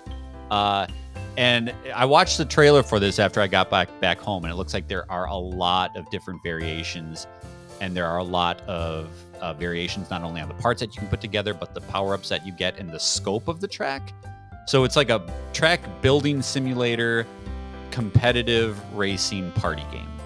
What is the perspective on the racing part of it? Is it a top-down? You can see the whole thing? Yep, okay. Top-down, one screen. Think like, the old Micro Machines games back on the PlayStation 1. Okay. It's like that. And so you're playing this little, drifty racer. It's very cartoony.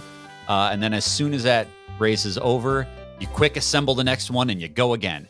And so it had this really fast pace of like, oh, let's do another one. Let's do another one. Let's do another one. Because you're never going to be playing the same track twice because you're building it. And I thought that one was really fun. So it's an indie title that is going to be available, I believe, on all the platforms is what they said. That's called Make Way. And that brings me to Super Mario Wonder, which was the best game that I played during my whole time there. The first thing that caught my attention that surprised me was when I watched the presentation, the announcement of Super Mario Wonder. I'm like, this looks like it's going to be really pulled back perspective wise to a lot for the 4 players, much like the way New Super Mario Brothers. It felt like the camera was way too far back than it needs to be. this felt a lot different when playing it. I never felt like they were showing me too much of the screen, or I couldn't see any of the detail, because the detail on the character design is just gorgeous. We talked about that last month. The animation, the color, just the character to the character is very defined in this game. And so I was very pleased by that. The fact that I felt that visually, camera position wise, it was exactly where I wanted it to be and where I needed it to be for a 4-player game.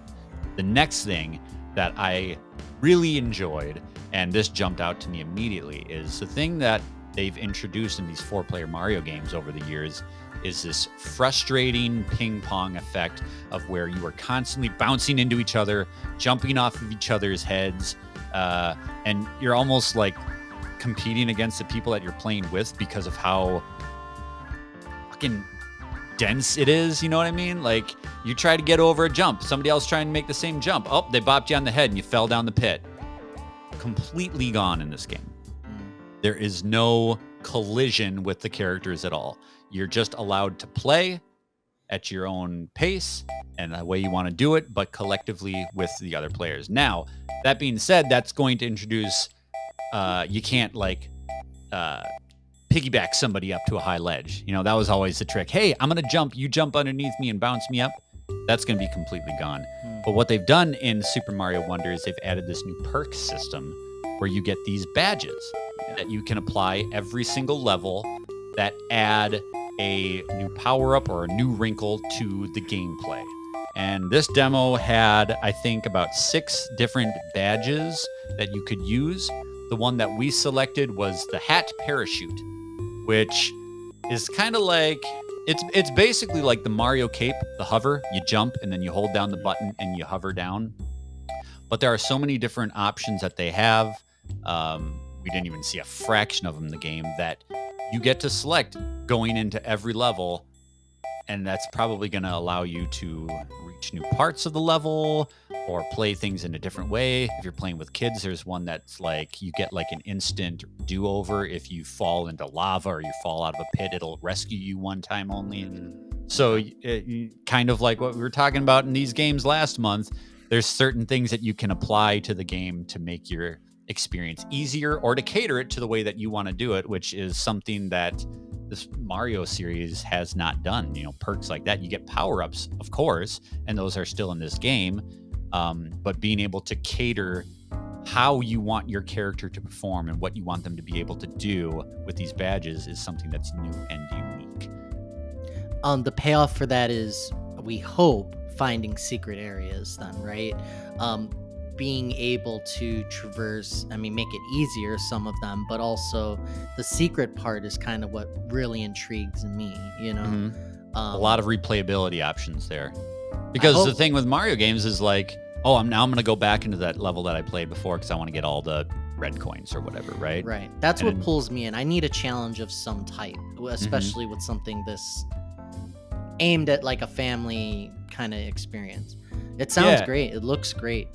And of course, like the gimmick of this game is like the Wonder Star, or the Wonder Flower, where like every level there's like a Wonder Flower that Mario eats or whatever, and then he gets high, and then the level changes, right?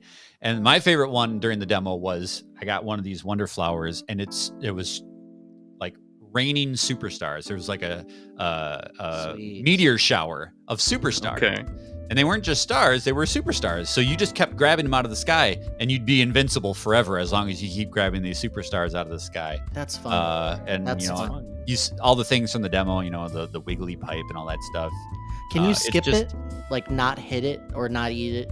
That's a good question. I'm very curious why you about would that. Want to be like, I want to play the vanilla level. In the 15-minute demo, we're like, oh my God, I want to see what this does, right? Yeah. Like, we didn't interesting. replay it to test that out, but I would imagine you can, because it's just kind of floating there in the middle of the screen. And you have to jump to get it. So I would assume you can play it without it. But like you said, why would you want to? Well, Adam, how about I buy the game and you buy the game and Will buys the game? We could all play together. No. What? I don't. What do you mean? No? I don't really understand. Okay. So the thing with this game's online, as far as I understand it from watching this recent direct, is that you can play with other people, but they're like a ghost, and you're not actually together. Well, that sounds a lot like how the other works. Which where other? You still can't directly interact with them. You know what? That's a good point. That is a good point. If there's no collision, maybe that is the same experience. The other part of that online thing is like they've got this system, this like incentive to leave power-ups or waypoints in the level to assist other players when they play at like later points. So like you can drop a waypoint that somebody else can use that isn't playing with you later in the game. And I heard somebody compare this to Death Stranding. And that was what I was thinking of. That was a light bulb moment. Like, oh my God, I never would have thought of that. But it's like the same thing where you're playing in an instance of Mario the game. Wonder is a Strand game. It's a Strand game. You're playing an instance of the world, and you're leaving things to assist people who will play later on in the game. That's like the exact concept of Death Stranding's multiplayer. Kojima's the new voice of Mario. It's super weird. So I don't know. I'm not the person who's going to play this game online. So while I recognize it's super weird and non-traditional, I don't want to judge it either because A, I haven't done it. I haven't played it yet, so I'm not going to judge it until I try it. And B, that's not the mode I'm going to play anyway. But yes, Nintendo did the traditional Nintendo thing, and they're not like you can't just play the game with your friends in a traditional sense. From what I understand, I wanted online multiplayer so bad. I wanted but it you know so what? bad. Will does make a great point that if there is none of that instant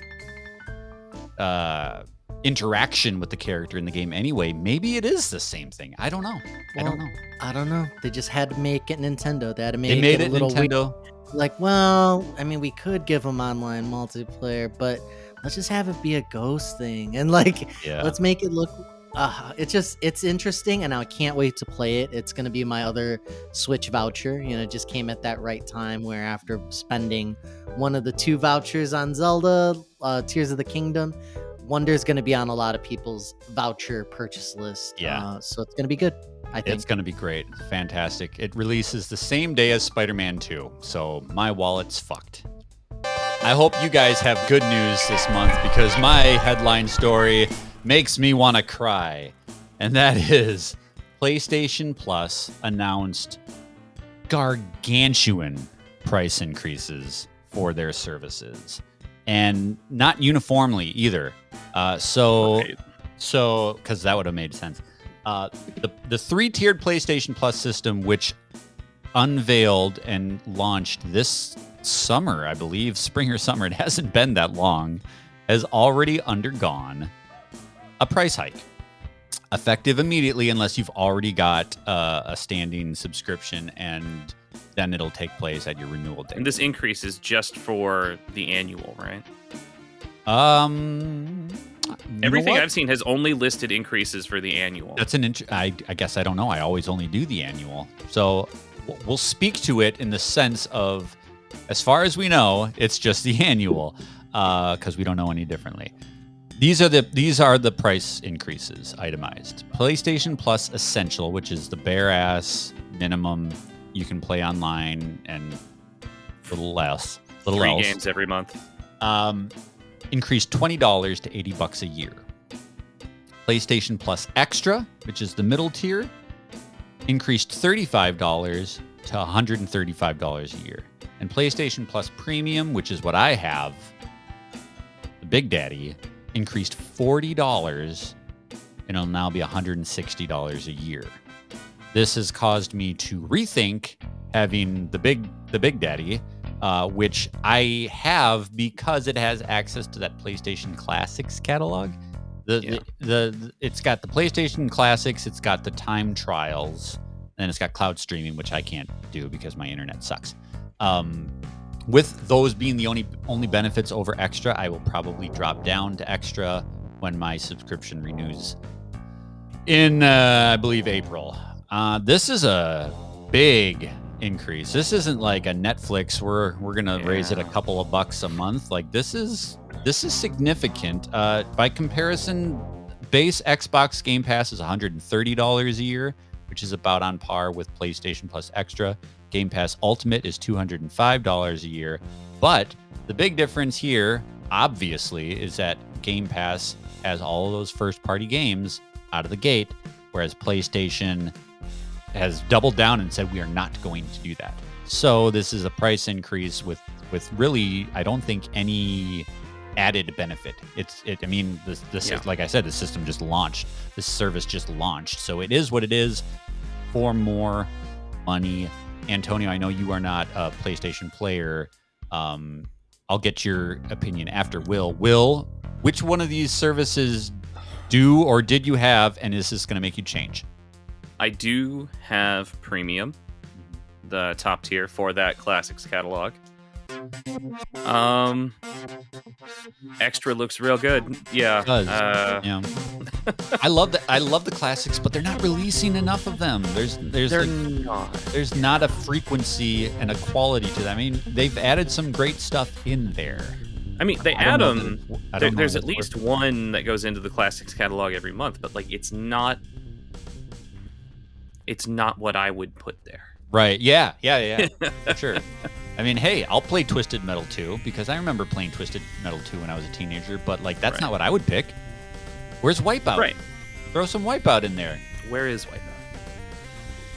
Yeah, it's yeah, I don't understand why you would do this, but well, I guess I do. It's greed. Yeah. But that's fine. No, it's probably going to be a bump down to Extra for me. Mm-hmm. Yeah, I think that... Because I think you can even purchase the Classics, I think. Yep.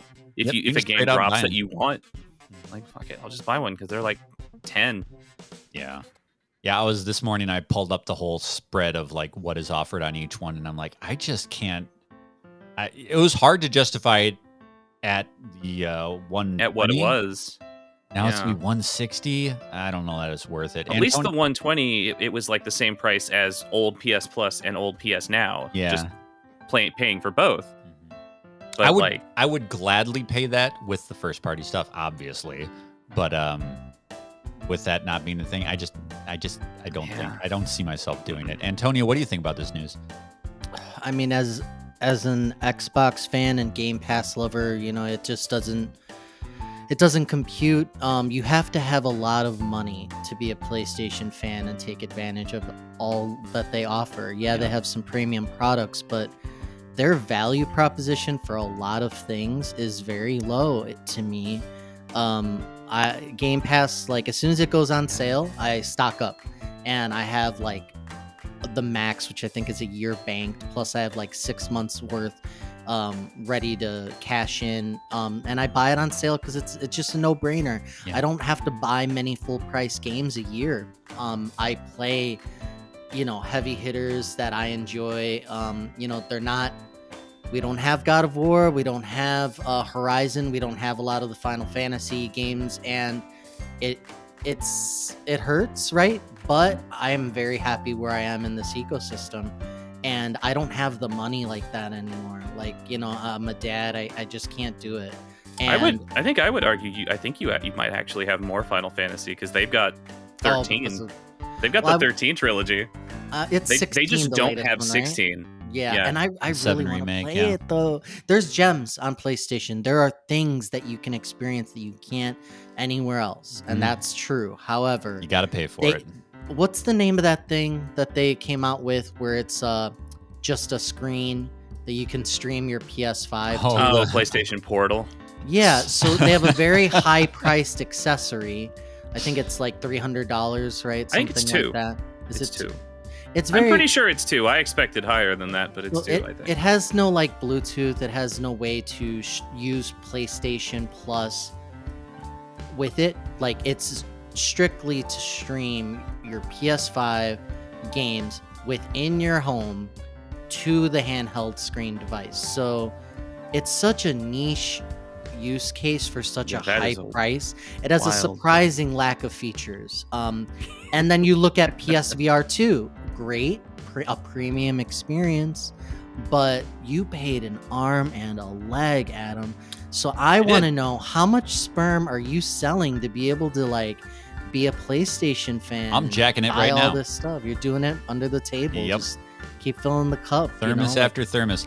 No, I don't argue with anything you're saying. That's a very true thing, is that, PlayStation is where I like to play because of those premium titles.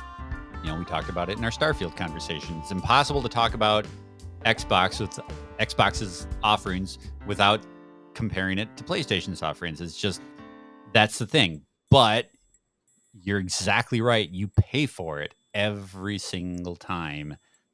So you gotta pick your battles. And, for me, that was casting away Xbox, right? Like I chose to play in the PlayStation ecosystem. How did I save money?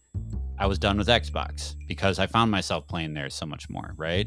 And it's a tall ask to have people pay like $600 for a PSVR, right? Like that's a huge ask.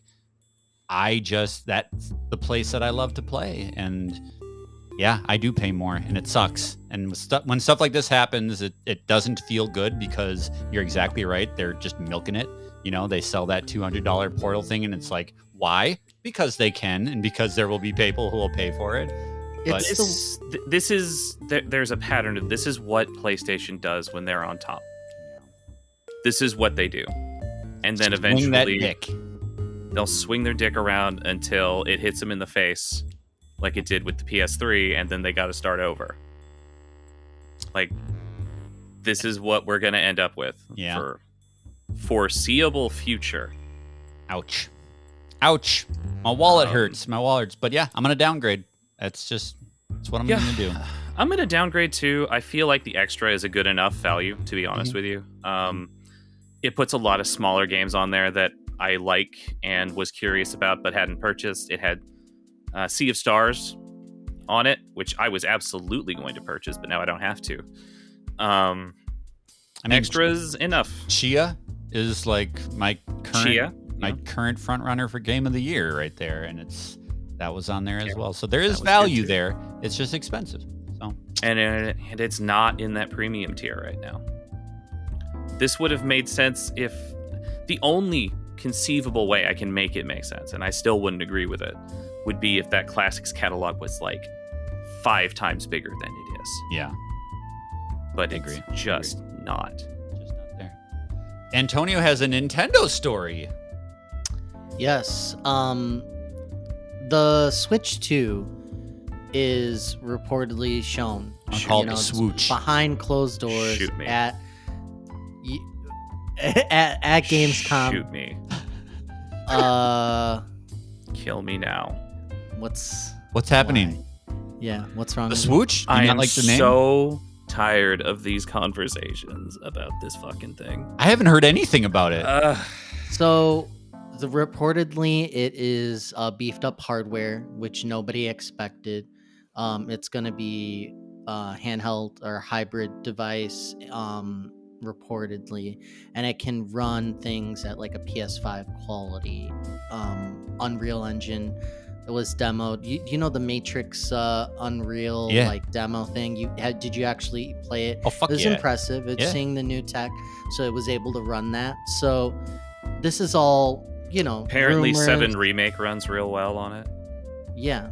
So Eurogamer said that it was, unnamed sources wrote that developers had a front row seat to seeing it behind closed doors. So it's interesting. And the most Nintendo thing to do would be to convince the world that they're not gonna compete on power. They're not. It's over. If you dream about it, you talk about it, you're really just, you're never gonna get what you want. Like, this is just their strategy. They're not competing with Xbox and PlayStation. They don't care. Never gonna happen.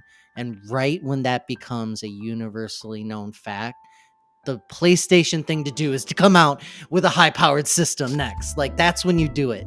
When to fuck with everyone. Was Nintendo at Gamescom? I don't like know. in official capacity?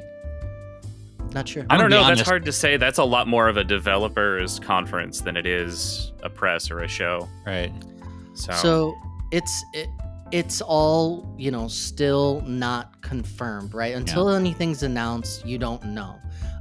But the prospect of a high-powered Switch or Nintendo device is going to make huge waves if it ends up being true, because that has been, for me, one of the things that's always held it back. Like, Right. I like the cutesy, like, universal style that doesn't require, beefy hardware to pull off the nice cartoony saturated. You can do a lot and you can make a lot of beautiful things with underpowered systems. It's a fact. However, what could Nintendo do if they had that power behind them? How give What they could do is the have all my master damn money. crafters.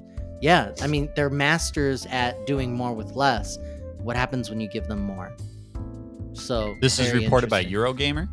Yes, and then Jez Corden says heard rumors recently that Jez. the new I don't Nintendo believe maybe Jez. showed discuss behind closed doors at Gamescom. So he tweeted or X'd Okay. or whatever the F that fucking social. Will, thing you is. sound like you've heard a lot of this. What's your... I have, and I was like preemptively burned out on Switch 2 conversations just because they've been happening for so long. Okay, here's my 2 cents on it. If it is as powerful and as beefy as they say it is, to me, all that says is they want ports of these games. Because early on out of the gate, they were getting ports. Like, they got The Witcher to run on Switch. And they were very impressive ports because of the big step down. But that stopped. That's dried up. The thing carrying the Switch has been indies and Nintendo games. And this, if it's as powerful as they say, I think it's probably primarily to get those ports, to get 7 Remake, to get all these other games. I don't honestly expect them to change a whole lot about how they make games. They are going to keep doing what they're going to do. And like, I wouldn't expect a big change in development philosophy from them. But maybe with extra power, maybe the power will make up for Game Freak's complete inability to optimize a Pokemon game. Good point. Because God fucking damn it, they can't do it to save their lives. Poppin', Jaggies, all these limitations that have been in their bigger games. And I have always said the Pokemon has real performance issues. It is a developer problem, not a hardware problem. A more powerful platform would just give it the raw power to just brute force it, for lack of an eloquent way to say it. Because their games could run a hell of a lot better than they do. They're just not very good at making video games right now. Like, the games are fine. They just don't run well. They can't optimize it to save their lives. But like, nothing that they're doing is significantly more complex than what Nintendo is doing. And Pokemon is a weird situation because they own part of the license, but they don't develop the games internally. Right. They don't own that company. I wish they did, because then maybe they could make them run. But maybe with brute force, they'll run anyway. But they have been... That's a developer problem. That is not a hardware problem. With great power comes great price tags. I am definitely concerned about that. Yeah. I'll tell you that. Interesting. Yeah, because that's not cheap. What a PS5 can do, anything comparable in this. Once you get to this range, Then you make it handheld. Right. Yeah, and Well, then here's question the is thing. backwards We- compatibility. We don't necessarily know what like the resolution is going to be on this thing either. I would wager it's still not going to shoot for. I don't think it's not going to be a 4K handheld thing. Right. Reportedly, it's an LCD screen, not an OLED. That's like a rumor that's been Bullshit. out there. That's bullshit. That's Yeah, you're the putting your latest- money I'm on not OLED? saying it's not. I'm not saying it's not true. I'm saying it's bullshit and a shitty thing to do. Oh, I have an OLED Switch and it's gorgeous. Well, OLED it's is the best. Yeah. future. No, I mean the fact that again, it's an effort, usually cost cutting. So it's like I know. keeping that in mind. But the I OLED know. Switch, like OLED screens are beautiful. It's They are. such a difference. So I don't know. I don't know what's gonna It's, happen. It's exciting, and but I don't know. I do think some of the stuff coming out of there, it is backwards compatible, which is stellar. Great. A+. Thank you. That's the rumor. That was absolute. That is a requirement. You think so? I mean, I- the fact that they're gonna have a handheld, it's like pretty given, right? Yeah, I would hope so. Like, do this and just do this some more. Is I think the path to a successful Switch successor. Just do more of it. Mm-hmm. And like, I think with the user base of the Switch, I think backwards compatibility is a necessity to get them to come forward. How much Because life? How much life do you think is left in? Like, when does this launch? You think? I They think like it to launches. launch in the spring, don't they? New Yeah, Nintendo? that's what they did with the Switch, yeah. I believe. So we're thinking So- 2025. This ain't I was coming gonna out- say, I guess probably 2025. yeah, probably. this ain't coming out next spring. There ain't no way. Yeah, because we would be in the hype cycle by Right. now. They'd be Would we? showing us what it is. Look, I don't think have so. access to Oh, that kind of it's summer. information right now, but like it's September. Summer It pass. Yeah. if it comes out in 6 months, if we don't see it in the September Nintendo Direct, then it's 2025. It's either the end of 2025 or the holiday season of 2024. Exciting. Interesting. I'm excited. And they might as honestly. well, they might do the holiday release because there's not going to be another PlayStation or Xbox launching in that same window. Yeah. He's right. Or there shouldn't be. He's right. The God, hot, hope the not. hot item in 2025 is gonna be the Switch Max or whatever the hell. I'm going with swoosh. As long, please just call it the Switch 2. No way. 100%. Please. Switch you. Please. I was like, if anything, they have been burned so badly by doing a stupid naming convention yeah. that you need bunt this thing's name. If it's called the Switch 2, I'll eat my hat. And there's no way. It's You're gonna be not called the wearing a Switch hat, 2. sir. Switch 2. No way. All They've right. never done I'm a not 2. saying they will. I'm just saying, please. Right? Super They've Switch. never done a 2, right? Super Super Switch. Switch like, great. Something to signify that it's the Switch, but more. Yeah. People love Super Switch. If Oh my they God. if they go away from that Switch moniker, like they're crazy. It's just, Yep. That's just nuts. All right, Will, And like, yeah, you've got Oh, you've my got turn. another Nintendo story here. I do. We're not going to get DLC for Tears of the Kingdom. Are you okay with And that? I'm a little. I've thought about it. Ultimately, I am. I am huge okay with it. game. I'm surprised by it because, like, every first-party Nintendo game has had something. Yeah. Something. But they said no. We did what we wanted to do, and they're moving on. And like they haven't even decided quite what the setting of the next Zelda game is, but they're starting. Like pre-pro is happening. Ultimately, I'm fine with it. I love Tears of the Kingdom the way it is. There are some things I would do differently, but nothing that could be addressed in DLC. I don't know what DLC would bring to the table, and if I'm gonna be honest, the Breath of the Wild DLC was pretty fucking weak. Yeah, that was what I was going to bring up. Other than the motorcycle, The motorcycle, when you're done, to roam around in the world that you're finished with, right? yeah, it was pretty weak. It doesn't really bother me. I'm just surprised by it. Have you I'm- beat Tears of the Kingdom yet? Have you finished it? Oh yeah. Without spoiling anything, story-wise, could they continue this Zelda timeline with more? Like, could they continue with these characters? Or do you think it'll be a total overhaul? I imagine they'll go total overhaul. I think that there are still good stories to tell with these characters that could be done. But yeah, I don't see that as the way that they go forward with it. I imagine they'll just switch it up completely, just change it, make something different, Yeah. make something new. I think also they would probably get criticized pretty heavily if we did a third game in the same zone, in the same Hyrule. Yeah, you think? Yeah, I absolutely do. I'm not sure what you add to it. right. Everything would be... The only evolution I can see is from a narrative perspective. And that's not enough, I don't think, for them to be satisfied with this product. So they're just going to start over. They're going to do something different.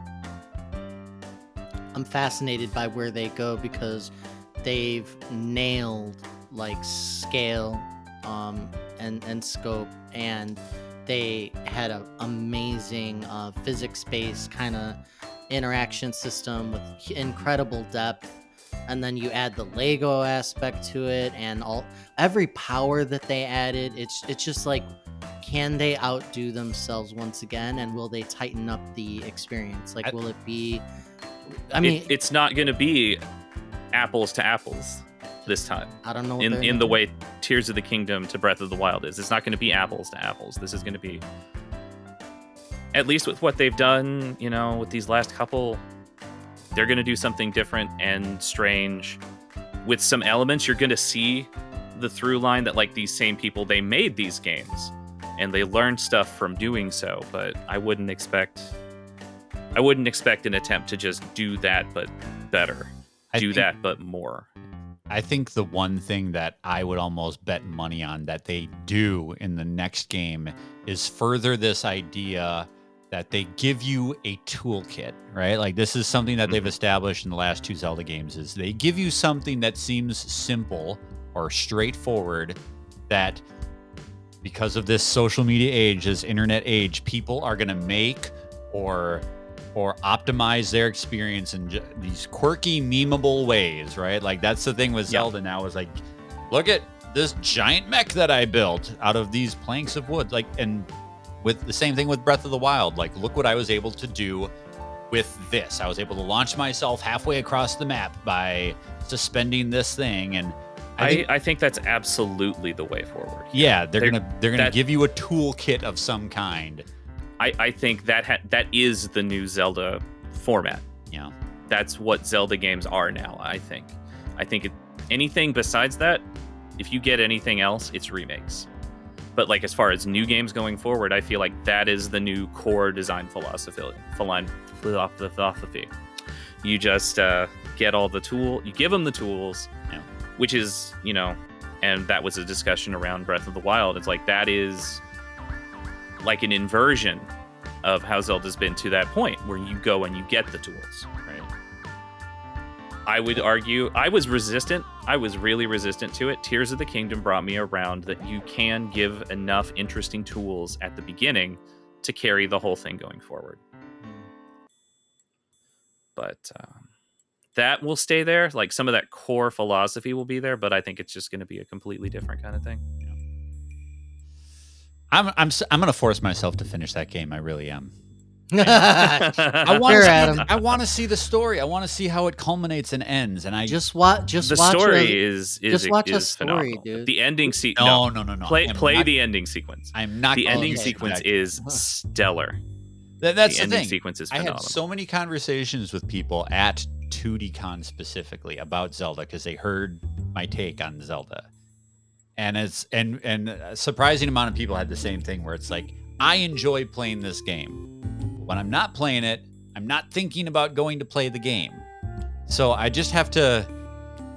It sounds terrible, and this is against everything that I believe about games. You should not make yourself play a game. But I really believe that once I get to that point in that story, my opinion is going to change. I just have to get there. So I will. Yeah. I will. The ending is phenomenal. Please do bring yourself to play it. I will. It is. It's like my favorite final sequence. It's very, very good. I'll get there. Well, that sound, of course, means we've come to the end of this, our last traditional episode of Megadad's Live, before we wipe the slate clean and Mabel mops the floors and we start something new. I'm very excited to start something new. But before we do that, we got a recommendation. everybody brings a recommendation about something, hopefully outside the world of video games, that we think you should enjoy. Antonio, please kick us off. What's in your caboose? Something to do outside of gaming would probably be fantasy football. Get a big oversized plate of nachos and just boot up. You know what I mean? Just get the greasiest food you can, the spiciest wings you can, and just enjoy it. I like the fall, and fall is here, and it brings many things: apple picking, football, eating pumpkin, like shit like that, like dead hooker collecting. Yes, exactly. So get out there and enjoy fall, people. It's arrived. Will, what's in your caboose? Not down here. It hasn't. It's still much too hot. Is it hot here still? Of course it is. Of course it is. I'm bringing another book to the table. I would like to recommend The Anthropocene Reviewed by John Green. It's not a novel in the conventional sense. It is a collection of essays about a variety of topics, ranging from like the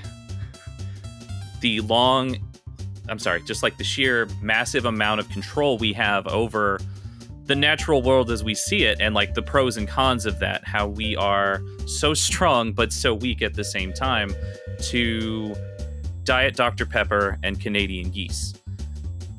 They are a long... It's a roller coaster, I know you're saying right? words. Yeah. It is...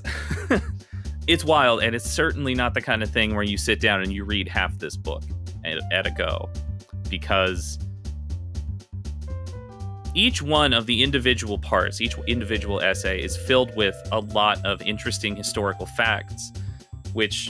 I like. I watch little, short informative videos on, like YouTube all the time. But then it also has, some of the humor, and there's a level of philosophy in parts of it. I'm really enjoying it so far. Parts of it are going to hit differently for different people. Some people may just bounce off it entirely, but I am absolutely adoring it so far. And what's the title of this book? The Anthropocene Reviewed. Essays on a human-centered planet. Yeah. All right. A collection of essays. Yeah. About weird human stuff. Yeah, there's one about staph bacteria that I read the other day, followed up by one about academic decathlon. And the one that got me a little misty-eyed was the one about the academic decathlon. I put the book down after I finished that one for a second because I was a little emotional about it. And one important piece of context to go into this, and it does come through in some of these but not others, is this is his pandemic book. This book is written 2020, 2021. And it comes through... It's not, explicit all the time. It does get mentioned a few times in ways that... I don't know. I've really enjoyed reading it. Even these parts that are about the unpleasantness. Yeah. And I'm having a very good time with it. I think it's a very engrossing read. It's not full of itself, right? Because this says just a lot of glowing reviews. It says it's essential to the human conversation, a reminder of what it is to feel small and human in the best way possible. But everyone's saying they love it, so it's not. It can express. Oh, he's not listening. He's got to listen to something. Sorry. It's fine. Real world matters. I would say it conveys some of those ideas. Some of those ideas I've come away with, but they're not explicitly stated. The book is decidedly not haughty and full of itself.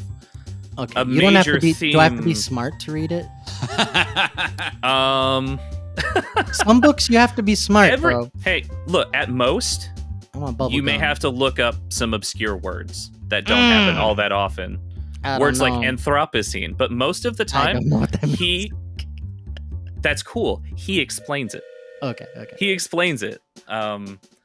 He has a real talent for communicating in this form, in the written format, and it's easy to understand, and it touches these big, larger ideas, but it does so in a way where he admits that he is just a guy. Like there's one about air conditioning.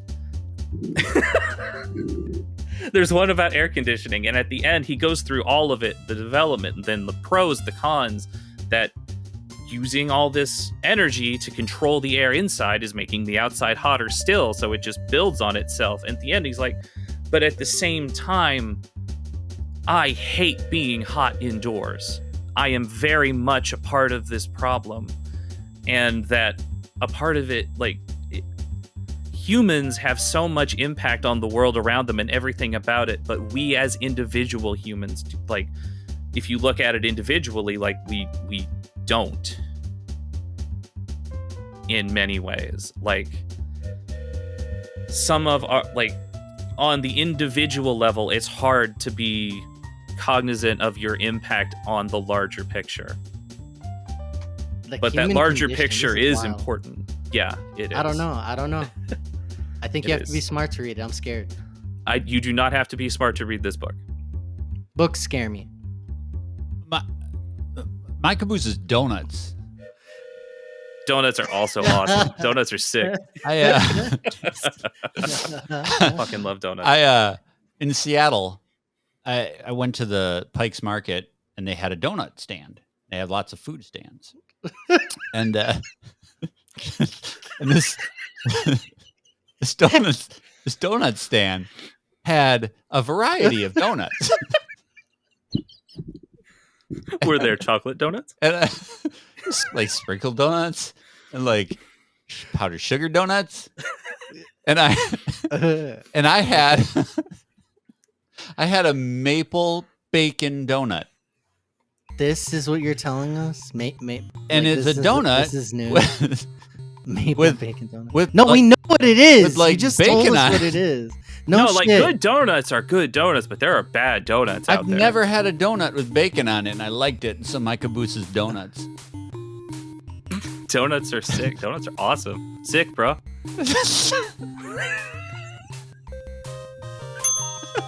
Thanks for listening to this episode of Megadad's Live. We'll see you guys next month with our new format. A special extended thanks to Will and Antonio for being here, and for you guys for listening. Make sure you tune into all of our great PAX Attack stuff on YouTube, youtube.com/Megadads. All right, I'm going to go. Love you guys. Bye.